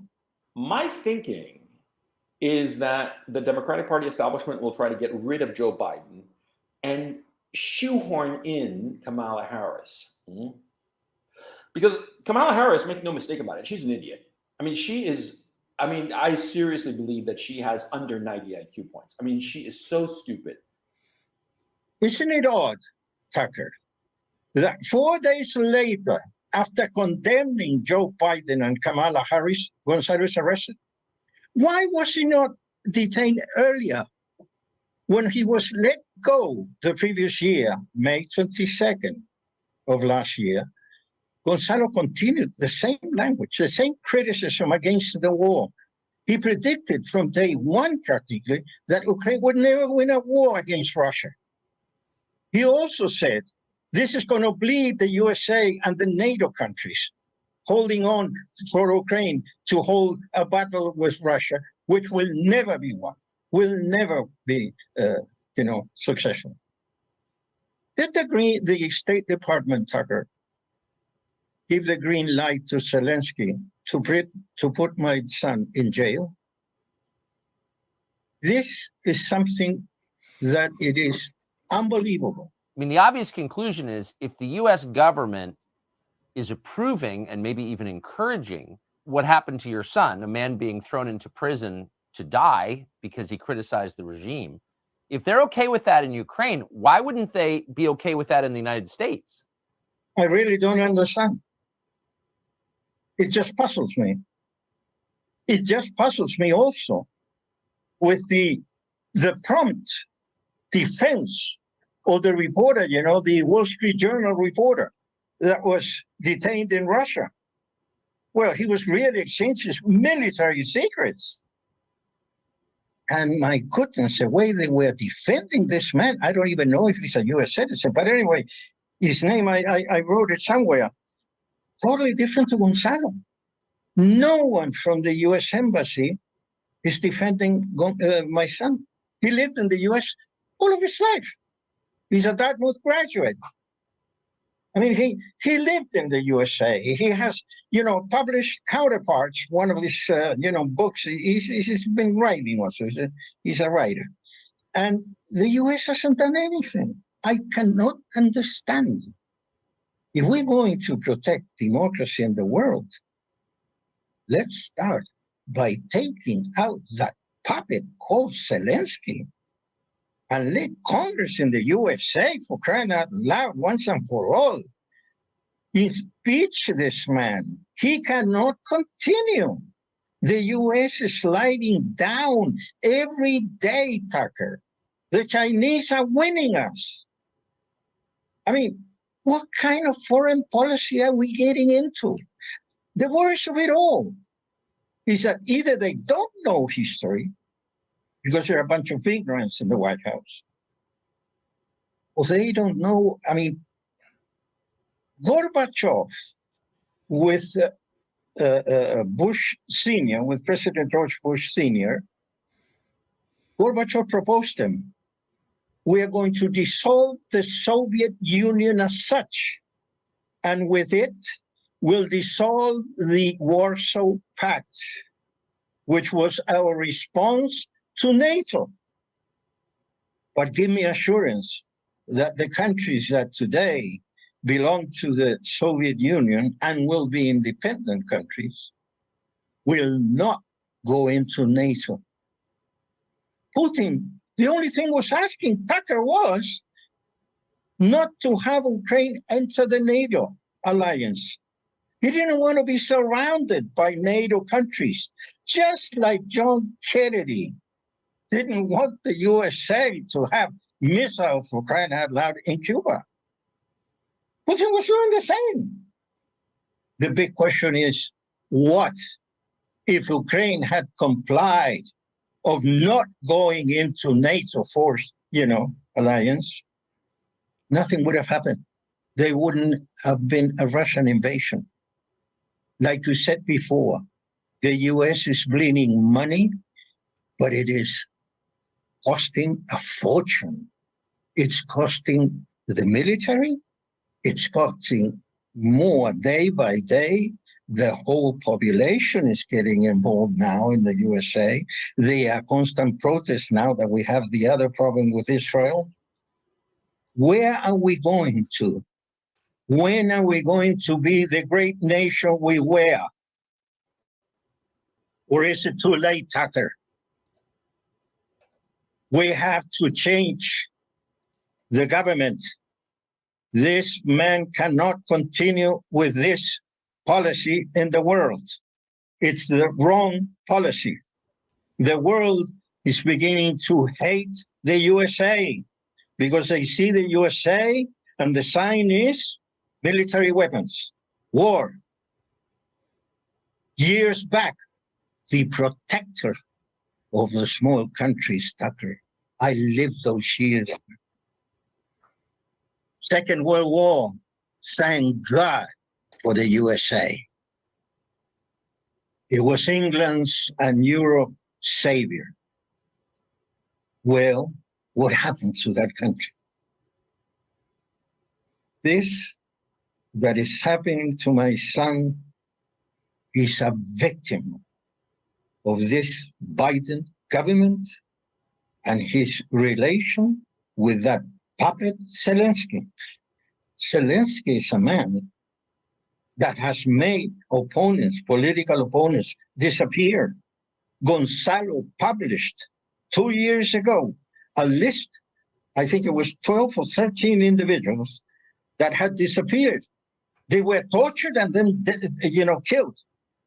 And Gonzalo said, if I'm off the air for more than 24 hours, add me on the list.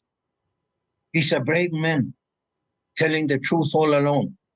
From day one, he predicted what would happen, that Ukraine would never win a war with Russia, and that the USA and NATO countries would bleed with armaments. I mean, would support them to So kingdom come. But what is the cost now?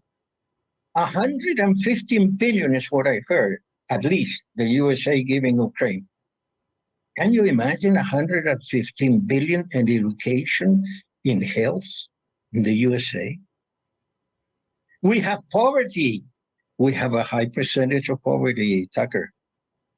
We didn't have homeless in my years. The best years, in my view, 50s, 60s, and the beginning of the 70s. I lived those years, the 60s. So America was a fantastic country. I want the USA to come back to be the savior of the world, to be the grandfather that helps, that is constantly watching out. Not the one who's making wars around the world, supporting dictators, cheap people like Zelensky. This is the worst, Tucker, believe me. I've read a lot about what's going on. I see bloggers like my son, the George Galloways, Christophorus. There's a whole bunch, Duran. I read, I get involved, and I've seen that we're going down. We are having terrible policies in the USA, and this cannot continue. I want you, please, Tucker, you're a man that is heard in the USA. That is power. Information is power. You have it. Make something out of this, please. As a 80-year-old father who's really fighting for his 56-year-old son, help me. Give me a hand. Well, I think you're helping him by what you just said, Mr. Lira, and I'm grateful to hear it, and I'm confident that when people step back and listen to what you're saying without emotion, they'll see that we've made a terrible mistake, and we're really hoping that your son is out soon, and I hope that you will keep us informed about what the State Department does. I hope this pushes them. Thank you. So we shared it here. And now, Maverick family, you can share this video out there. Because information is power, and you have the power now.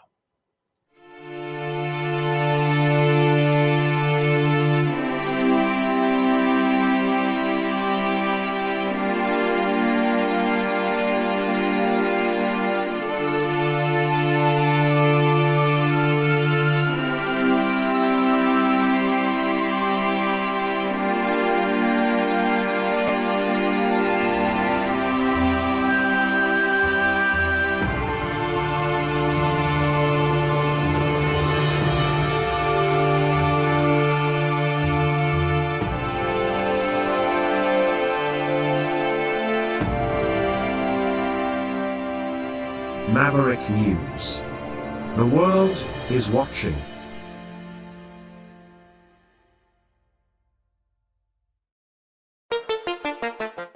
The New World Order. Government overreach.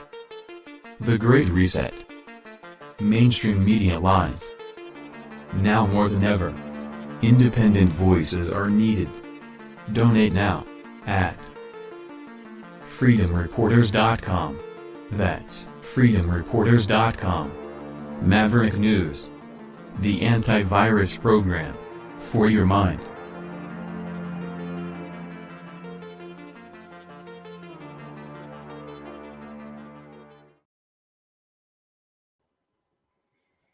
Okay, so with all of that going on, the United States has approved emergency arms sales to Israel. Secretary of State Antony Blinken said earlier today that he has discussed efforts to meet Gaza's humanitarian needs, as he described it, with Arab leaders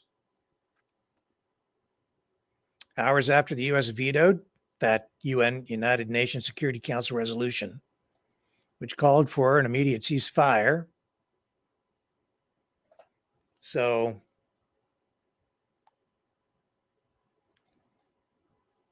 what are we looking at here? We have, what's the total amount of money? I think it was 100 million in additional aid, all of it for weapons. If indeed that's what you call humanitarian aid. Depends on how you look at it, I suppose. Also, a group of foreign ministers from the Palestinian Authority, Saudi Arabia, and Turkey met today with Canada's Foreign Affairs Minister, Melanie Joly, and Prime Minister Justin Trudeau. So this was sort of a low-key, quiet, if you will, meeting, which focused on ways that different countries could help efforts to secure peace for Palestinians and Israelis in that conflict. So this group is called the Arab Islamic Extraordinary Summit. And the meeting was hosted by Canada's Foreign Affairs Minister. And the group normally includes Jordan, but Joly's office says representatives from that country needed to send its foreign minister on a different mission or trip. So they were not present for this meeting today. Of course, we don't know exactly what was everything that was discussed in there because, as I say, it was sort of low key. But here you are with a government that is funding both sides and taking in Palestinians as immigrants, while at the same time helping to facilitate defense and or even offense on the other side with funding. I don't know. As a result, you end up with a giant crowd of protesters at the Prime Minister's office today, pro-Palestinian, calling the Prime Minister a terrorist. So that's how effective the foreign policy of the Canadian federal government has been so far.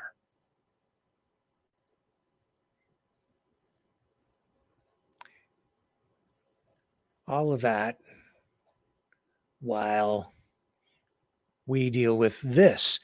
Remember that house explosion in Arlington just days ago?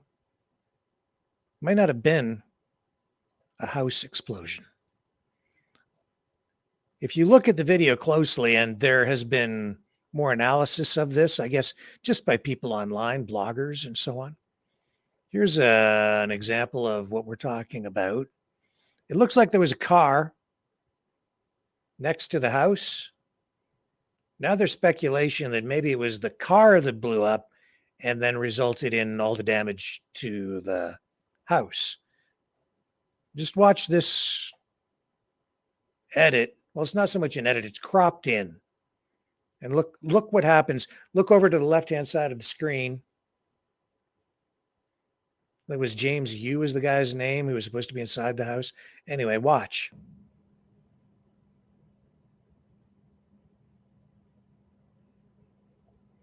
It's frozen. See, there's like a flash right there first. That's a freeze frame beside the house.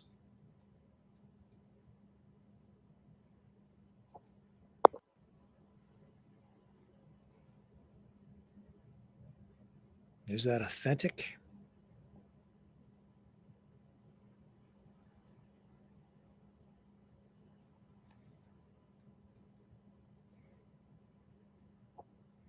So is that an explosion outside the building, a car blowing up and then damaging the house after that flash frame?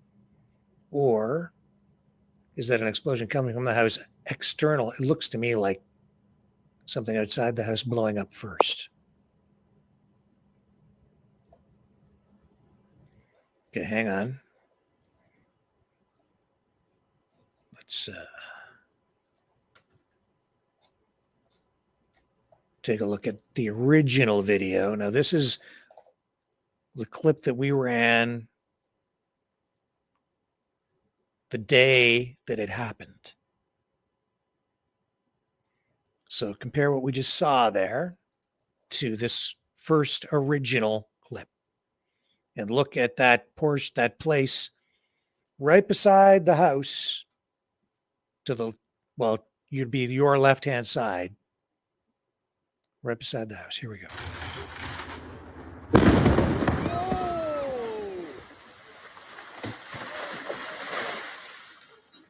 A lot of weird stuff surrounding this story. Police say they were there to execute a search warrant after hearing reports of shots fired. Watch again. Let's see if we can slow it down. 0.25. Again, we'll slow it down here. Look at that. See that?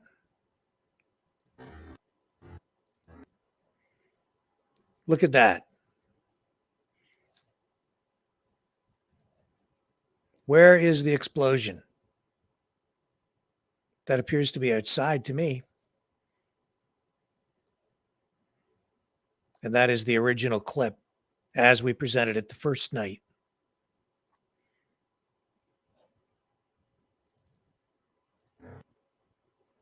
Look, the flames, the explosion reaching all the way back to those trees.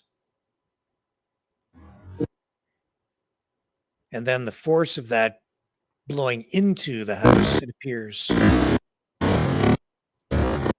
And the house blown away.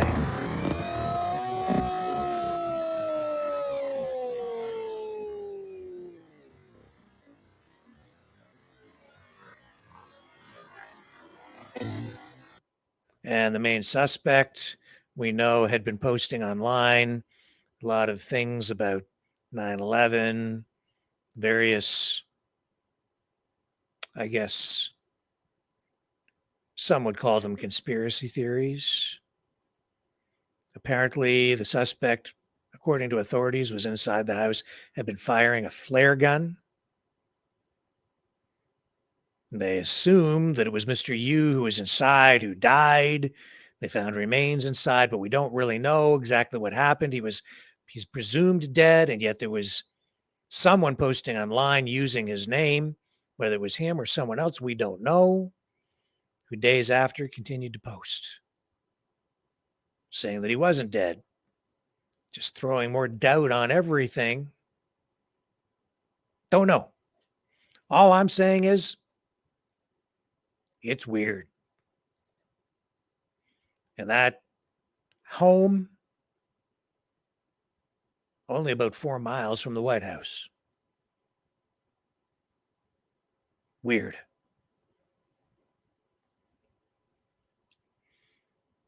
Who knows what we will learn in the days, weeks, months, years ahead? Don't know. But we're still looking. If I hear anything else, I'll let you know. If you hear anything, you message me. All this is so strange. And, there's so much history surrounding all this. And we just heard Gonzalo, Lira's father, saying he would like to get the country back, right? But, all this stuff, all this weirdness, it has its roots in our history way, way back. You want to know why Canada is in the shape that it's in right now? I've heard people on this very program say Justin Trudeau's a fascist. No. You look at the family, you look at the history, you look at Justin Trudeau. I would say he's an authoritarian with an affinity for communism. And today, online, we have Odessa Orowicz posting. And I've seen this before. This is actually old stuff, very old stuff from like the 1950s, 1960s. This is an intelligence publication from March of 1968, alerting people at the time, trying to make them aware of the background of then soon-to-be Prime Minister Pierre Elliott Trudeau, Justin's alleged father.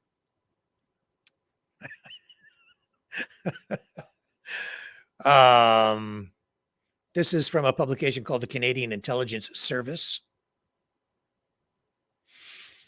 And it outlines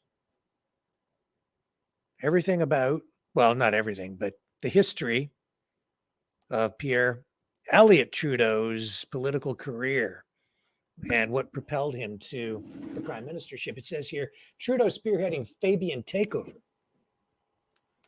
says this article researched by former RCMP undercover agent Pat Walsh gives essential background information on the charismatic Mr. Trudeau being created by the mass media and propelled into the prime ministry. Below is a summary of his background, and on succeeding pages is documentation and elaboration. So, it says here in 1940, Pierre Elliott Trudeau was booted out of the Canadian Officer Training Corps during the war for lack of discipline. 41, associated with anti-war and Red-supported Bloc Populaire in undermining the war effort. In 1945, he enrolled at Harvard, spawning ground of leftist intellectuals. 1947, attended London School of Economics, told Norman Depew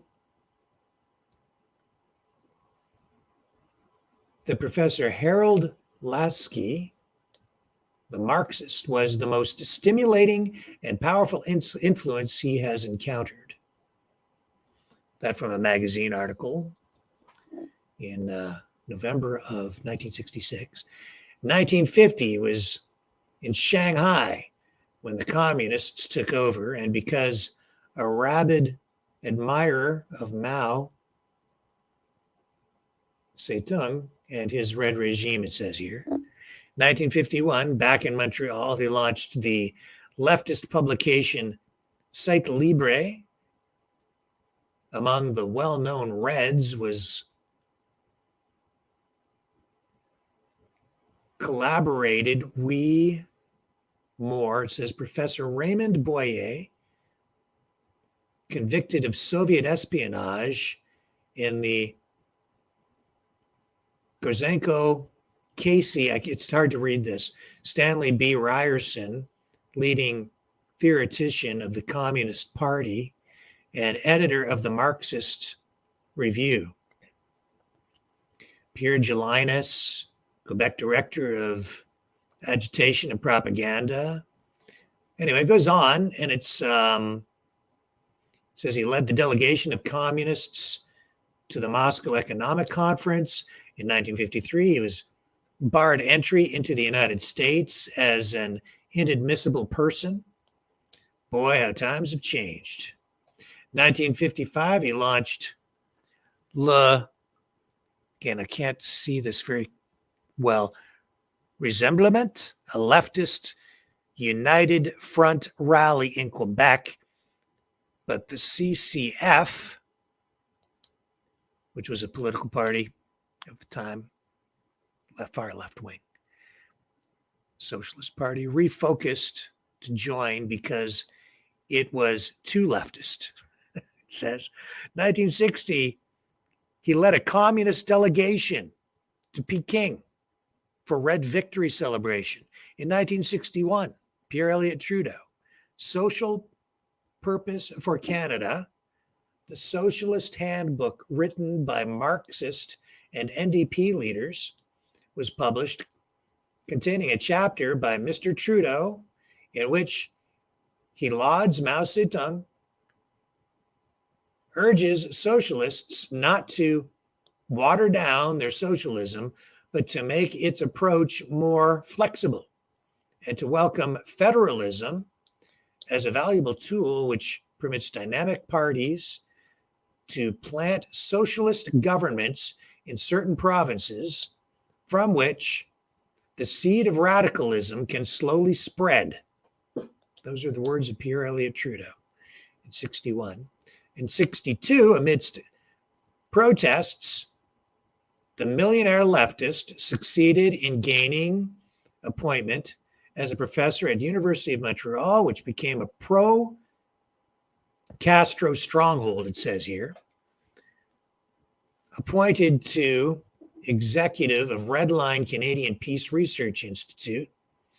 1963, campaigned with NDP against the Liberals, which he called idiots because they had decided to accept nuclear defense weapons.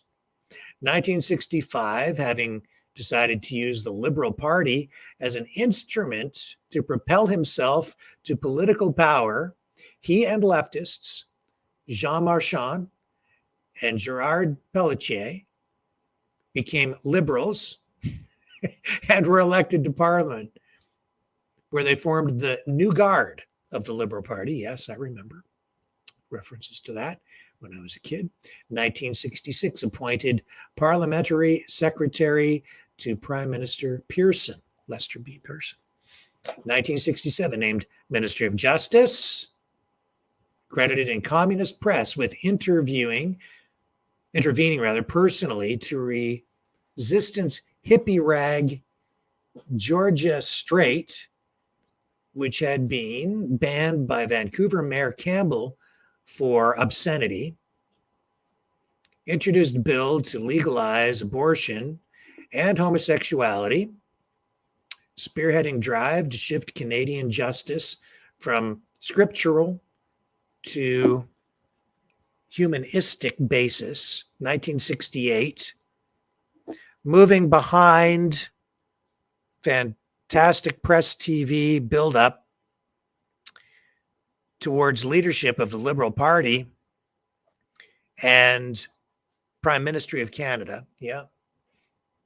Soon to come, Trudeau mania, baby. They give all this background.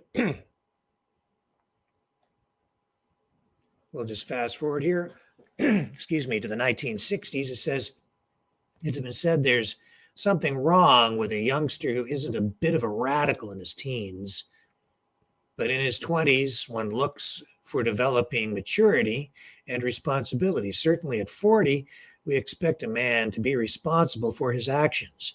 And so we come to the 60s and find Mr. Trudeau in 1960 leading a communist delegation to Peking for Red Victory celebrations. We find him also picked up by the U.S. Coast Guard off Key West as he tries to row to Cuba in a canoe and deported back to Canada.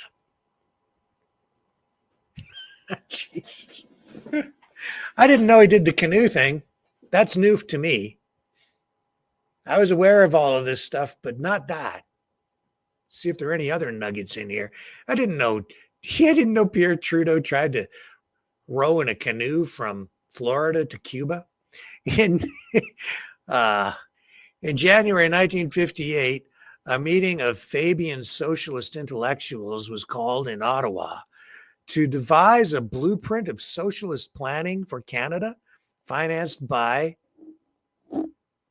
I can't read that, it's not clear.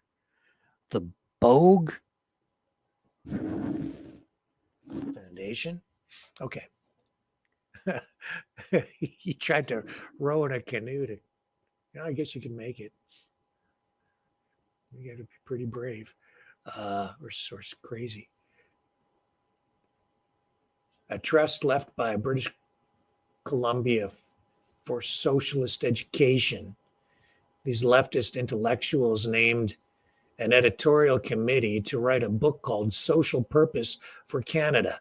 This book was to be the counterpart for the 60s of the earlier one published in the 30s by leftist intellectuals entitled Social Planning for Canada, which had been one of the Mein Kampfs of the early socialist CCF. Yeah.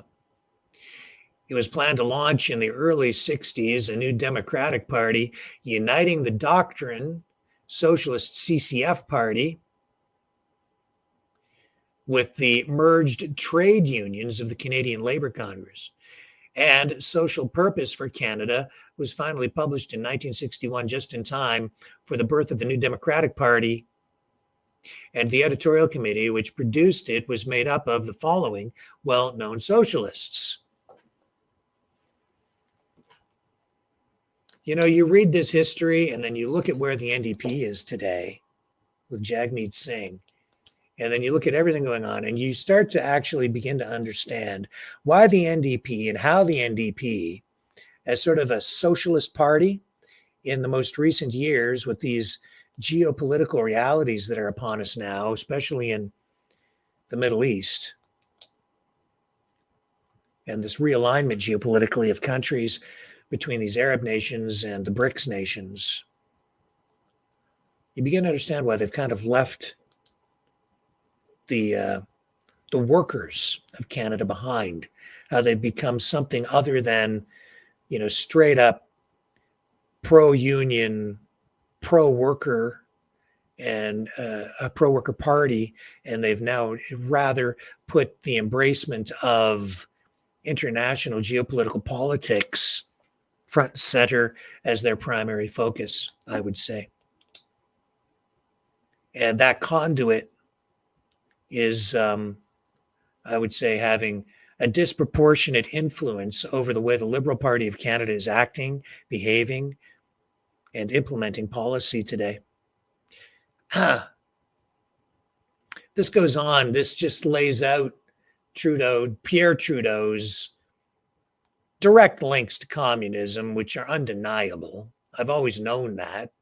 I don't know why this is even a revelation or a surprise to anyone today. Well established, well known when I was younger. But as I've said many times, people vote for brands, not so much always for ideas or platforms or ideas. People don't pay close enough attention in the West to what politicians are selling them.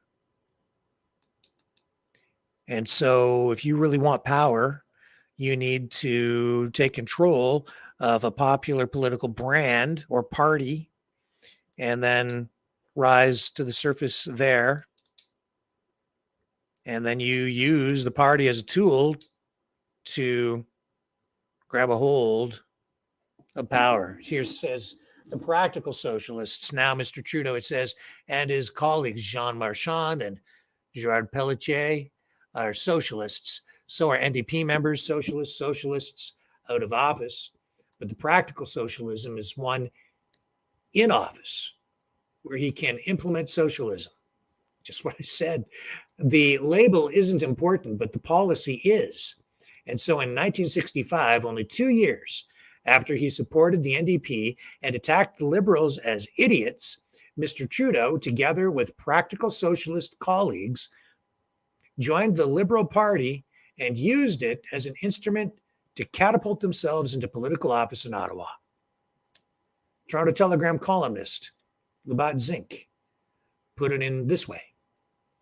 Quote, the New Democrats now have 3 French Canadians in the Pearson ministry, Jean Marchand, Pierre-Elliott Trudeau, and Jean Chrétien. Not bad for a party which has so far failed to elect a single MP in Quebec under its own banner. Yeah. And Chrétien, of course, went on to become prime minister later himself, was for a time finance minister, also the minister of the minister in charge of the First Nations portfolio. The rise of Messieurs Trudeau, Marchand, and Pelletier since reaching Ottawa in 1965 is incredible. Pelletier is now parliamentary assistant to External Affairs Minister Paul Martin. I've met him, interviewed him, knew him. Marchand is Minister of Immigration and Trudeau is Minister of Justice, and reaching for the prime ministry, all in less than 3 years since conversion. And look at this. Isn't this interesting? Even then, Pierre Trudeau had a new concept of justice, it says. And we're getting a new justice system, a dual justice system implemented in Canada right now. He says here, Trudeau admirer Peter Newman, in his Toronto Star column of April 25th, 1967, said, he, Trudeau, is also concerned with other aspects of the creative use of law. Justice, he says, should be regarded more and more as a department planning for the society of tomorrow, not merely the government's legal advisor. We note here the concept of creative law and of a justice department concerned more and more with planning for the society of tomorrow. We detect here the concept of a justice department not primarily concerned with the upholding of law but with using law to change and shape the social order. Thus, does law become not a framework for order, but itself an instrument of revolution? Indeed. We detect here too, it says, the concept of a new basis of law, a basis of shifting sociological theory and social acceptability ethic. This concept demolishes the basis of Western civilization. That basis being a scriptural basis, a concept of men related and responsible to God for his life and actions, with his guide or law being not any man-made theory, but rather the commandments and exhortations of God's word. I've talked about that so much sitting in this chair. It is impossible to exaggerate the significance implicit in this shift away from the scriptural and over to the humanistic basis of Canadian law. And incredible is the failure of not only our political leaders, but also our religious leaders to speak out.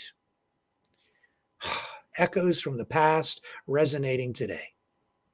And it is out of this new concept of justice that Mr. Trudeau has spawned his criminal code amendments, widening grounds for abortion and legalizing homosexuality. Last December 5th, he urged MPs not to mix the sacred and the profane, not to legislate ethical and moral convictions upon society. In short, divorce morality from law. But the British Chief Justice, Lord Denning, warned that without religion, there can be no morality, and without morality, there can be no law. Indeed. For what good is a rule of law if it is immoral? What good is a society if it is immoral? The Trudeau buildup is a frightening demonstration of the power of today's mass media to create and protect images and simulate, it's hard to read this, it's fuzzy, and to stimulate, rather, blind emotions. Unless liberals soon separate the man from the myth, their party will be the Fabian Express after April 6th.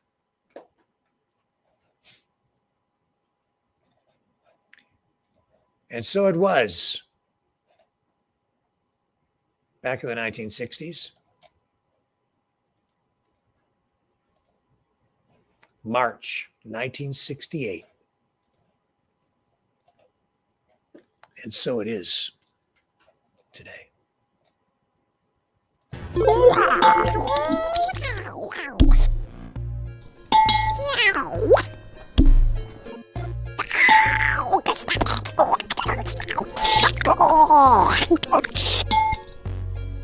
Exile.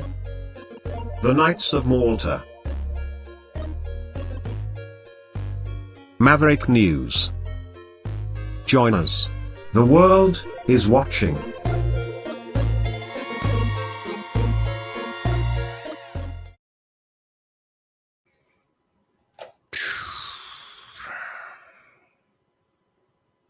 And so it is today.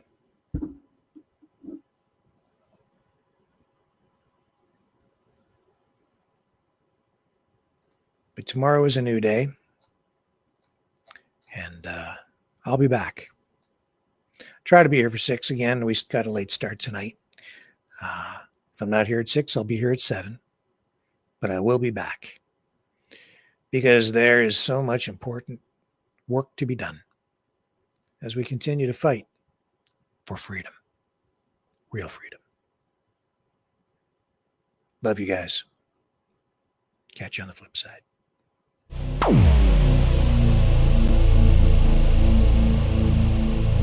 This has been a Maverick Multimedia production.